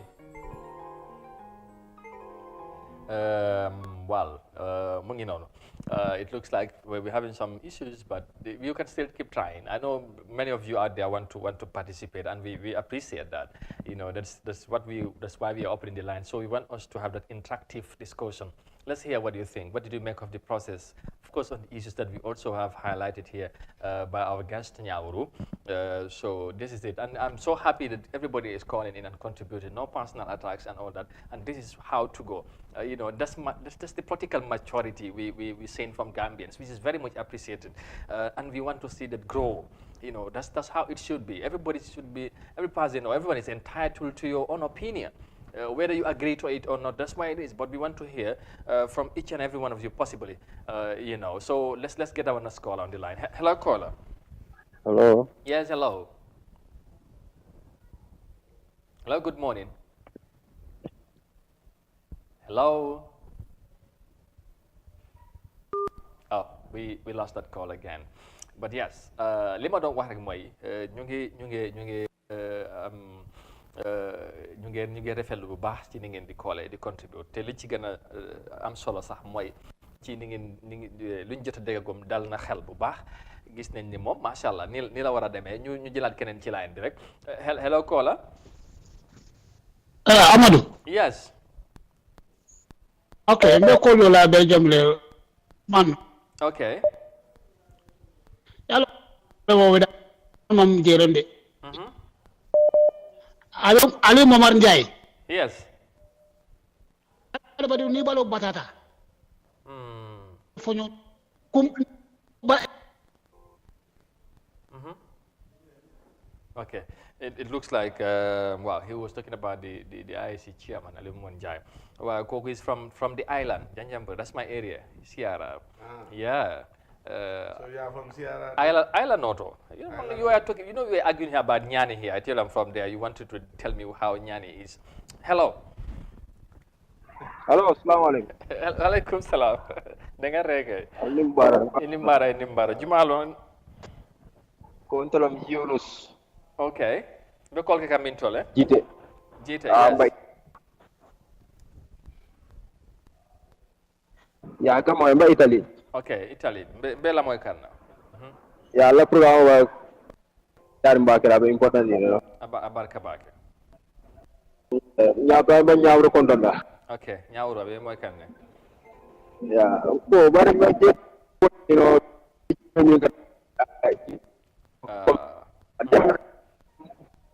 right. Hello? Yeah. No, line be calls in your body, so everybody want to get it. Thank you, Gite from Italy. Thank you, and extend our regards to everyone in Italy, England, you know, everywhere in the diaspora. Nyauru. Yeah. So that's why it is. So we say thank you for all to all of you for the calls and in the interest, by the way. This is interest bila I don't know why. You can see how Gambians are interested in this. Gambians are interested. Wow, legi nyawru why man? I am not legi te ñu tagato sa time is jehna. So we have I think talk a lot, but anga you will come back again and again inshallah. You continue waxtan. Why man yeah, lima bëgga wax moy the political parties be it UDP because it's not only UDP ñu am political agency ci registration be it any other political party, but you have a responsibility also pour political party agency comme concern you am because to be honest there are concerns ni nga xamantene if you follow the discussion in the Gambian media I'm not concerned. Some of the political parties you interfere, want to stop people from registering and all that. Tululu more than warut. So you have to send that message out. Some of the political parties. This is it what I'm saying. Some of the political parties. Now what? Not all political parties, I think. No, whatever. Some. Yeah, some political party agents. Loolu lañ leen wax. Waaw loolu lañ wax te yow sax xam nga dégg nga ko. Baax na dégg naa ko si yow. Ci man nga ko déggee. Waaw. Yow nga waxee ko feneen. Waxtaanee ko feneen Amadou Gambia here. And if the way léegi baalal ba rek balaa ma dog la ñu jël suñu last caller bi ñu tàggatoo ak xale yi leen ñu ñëw man ak yow ñu tëj programme hello caller. The last lucky caller. Walaikum salam. Hello. Assalamu alaikum. Walaikum salam. Alhamdulillah. Jumalo, ni be call ke kamin tole. Hello. Yeah, we want to have that last lucky caller, but apparently it looks like everyone is struggling to get in. So we somehow struggling to hear them too. But we want to end with one last lucky caller if time permits. But if not now, yeah, yow fofu la bëgg ñu jéxalé parce que you know gis nga sax lu xew Banjul tamit Banjul amuñ alkaalo amuñ chief waaye dégg nga lu fa xew Alfred this attestation ba am na ñu génn di ñaxtu some concerned Banjulians against the mayors of Banjul ci nu moo joxe attestation moom tamit wax na so mbir mi jur na coow ba tey fu mu nekk nii everybody seems to be concerned on this issue so that bu fekkee loolu mu ngi xew so and in that regard also comme political parties agencies si seen ñoom lañ jógee te yow ñu mel ni comme yow am nga baat you are youth leader ci parti bi nga bokk nga am solo tamit pour nga fàttali Gambien si lan moo nekk message si parti pour tout seen parti bi si seen agency suñu demee lan moo war a nekk seen taxawaay ci process of course they observe the process waaye su fekkee dem nañ ba am na ñuy génne di raise concerns di wax na am na ñenn ci ñoom ñuy dem beyond their limits so that seems redress war naa mën a am wax ak ñoom ñu xam ne nañ def li leen war bu boobaa donte ne sax yaa ngi raise ne mun naa am ndax Ministry of Justice dinañ am the technical capacity or the resource pour listen to or receive all or sit on all queries. That's another thing. Those are assume, right? So munna am they are prepared also. You never know. So what would be your message to that? Put you finally conclude the discussion. What I have to say is very crystal clear here. The issue of Rohim Malik law is by default. She is giving attestations. Yes. And it has been happening in the capital for the past 500 years. Where they don't have an alkali, they don't have a CFO, and they have the right as Gambian citizens to take part of the elections if they don't have the other required documents to go for an attestation. But the problem is the complaint is not about age or nationality. It is about non-Banjulians. Yeah. Virtually 3/4 of the Gambia are all born in RVTH. Okay. Wait, I'm coming. I have a last caller. Okay. Can you allow me to take? Okay. You can them again now. Yeah. 3/4 of the Gambia, if you look at their birth certificates and where they are born on their antenatal card, it's just now with the advent of too much health posts, many health posts and health centers all around the country. We were all born in Banjul, even me. I was born in Banjul. Registered by birth in Banjul. How can you say I'm not a Banjulian? Yeah, so what qualifies me not to be a Banjulian? Yeah, that's the and problem. Banjulians of nature, all great good Banjulians are good people. But some have taken the political side too far. We've seen their audios that have leaked. They've etching and they've plotting plans against the mayor, claiming people who have even gone to IEC. Attestations are not from the mayor's office. You go to IEC, they give you take it to the alkali to append his signature or her signature and stamp it. Okay. I'm coming. Yeah. If that happens in Banjul, we know those are organized NPP stalwarts. They are complaining, they say they are having a press conference there and there. Yeah. That one is politically motivated. Okay. But Rohim Malik's law is here. Let's hear from the caller and then we come back, we conclude. Hello, caller. Hello. Oh. Hello. Assalamu alaikum. Wa alaikum salam. Yes. How are you doing? Fine, thank you. How about yourself? Hey, I'm doing great. I'm calling plan. Fantastic. Good to have you on the line. And what do you have for us this morning? You are the last lucky caller today, or this morning. Yeah, I was trying along a call. Yeah. We know. Calling from Finland. Yes, Finland. Thank you. And what do you have for contribution? Aluta. Is it Aluta on the Mina? Is Ibra. Okunda is. Oh, say Ibra. Okay. Aluta continua. Victoria es certe. Imam. Haramanopi. But anyway, all the best. Aluta.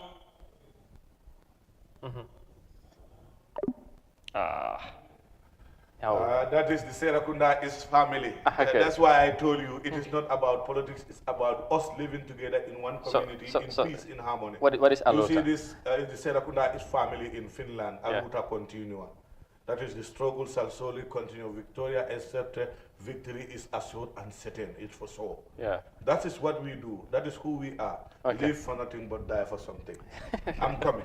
Now you see, I said. No, let me just give you this. I want you to please do this for me. We have 3 minutes to go finally, and I will give you 2 minutes Okay, to wrap finally, up 2 complete. minutes, I would say those are Think political. of whatever you want to say Those in 2 are minutes. political motivated. Yeah. There have been plots that have been planned by the NPP against the mayor, rest of Banjul, Rohit Maliklo. She happens to be a bona fide citizen of Banjul. Her father served in Banjul in the capacity of the mayor before her. She is the first woman to serve as mayoress in that city. That in itself is an achievement. Yes. If you have an issue with that, you cannot let her go anywhere. She is Banjul like any other. You are no more Banjulian than her. And I'm disappointed also in the banner in which it is written, if you say non-Gambian, fine. But you don't say non-Banjulians should not register in Banjul. What about if I'm resident in Banjul, I'm a Gambian, I don't need to register in Banjul? There is no law that talks about that. People should understand their limitations.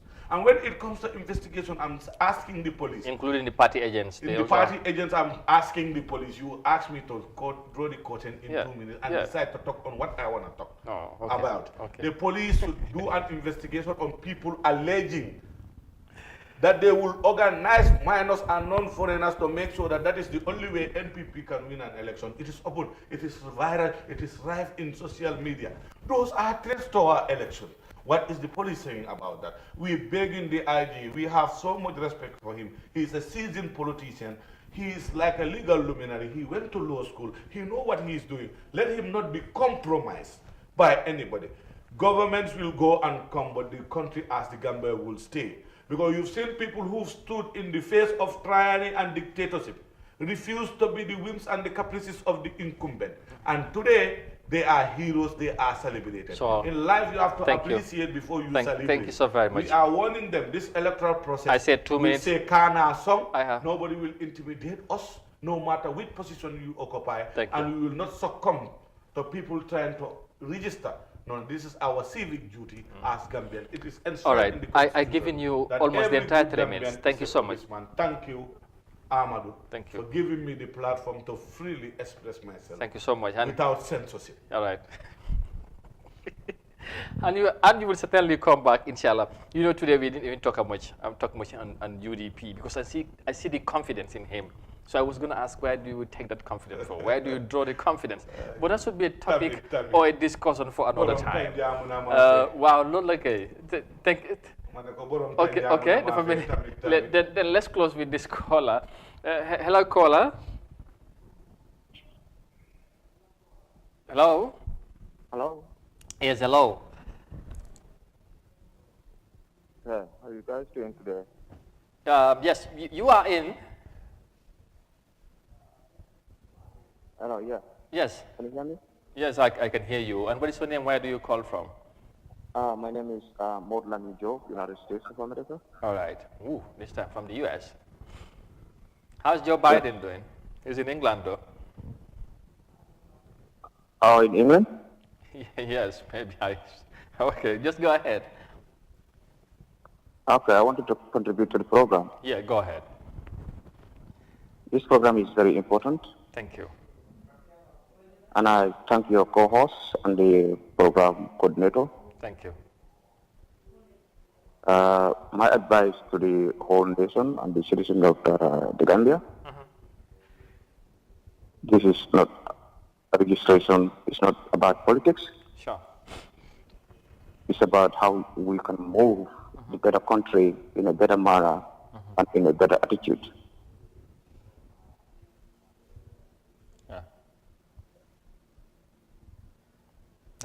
Hello, are you there? Oh, so American. It cannot be a better way to end this program than at this point. So in that note, we are not going any further. We want to take this opportunity and thank you enormously for your contributions. We are very much happy and as ever glad to hear from you. It was indeed very interactive, I have to say. I can tell even our technical people at the back were very much supportive in this process. They help us so much to take your calls and we appreciate that. So we will be back tomorrow for the week's ending edition. No, we have to go. I want to say one thing. Just one. We Give have, me a minute. We have, no, minute. Some seconds. You see, he's getting into other issues. That's another But anyway, he's a politician. You should understand why. But thank you very much again. Till we meet back tomorrow, inshallah, God willing, in another discussion. Do have a very, very pleasant day. Bye for watching and thanks for now. Now to leave now. Thank you very much. Bye-bye.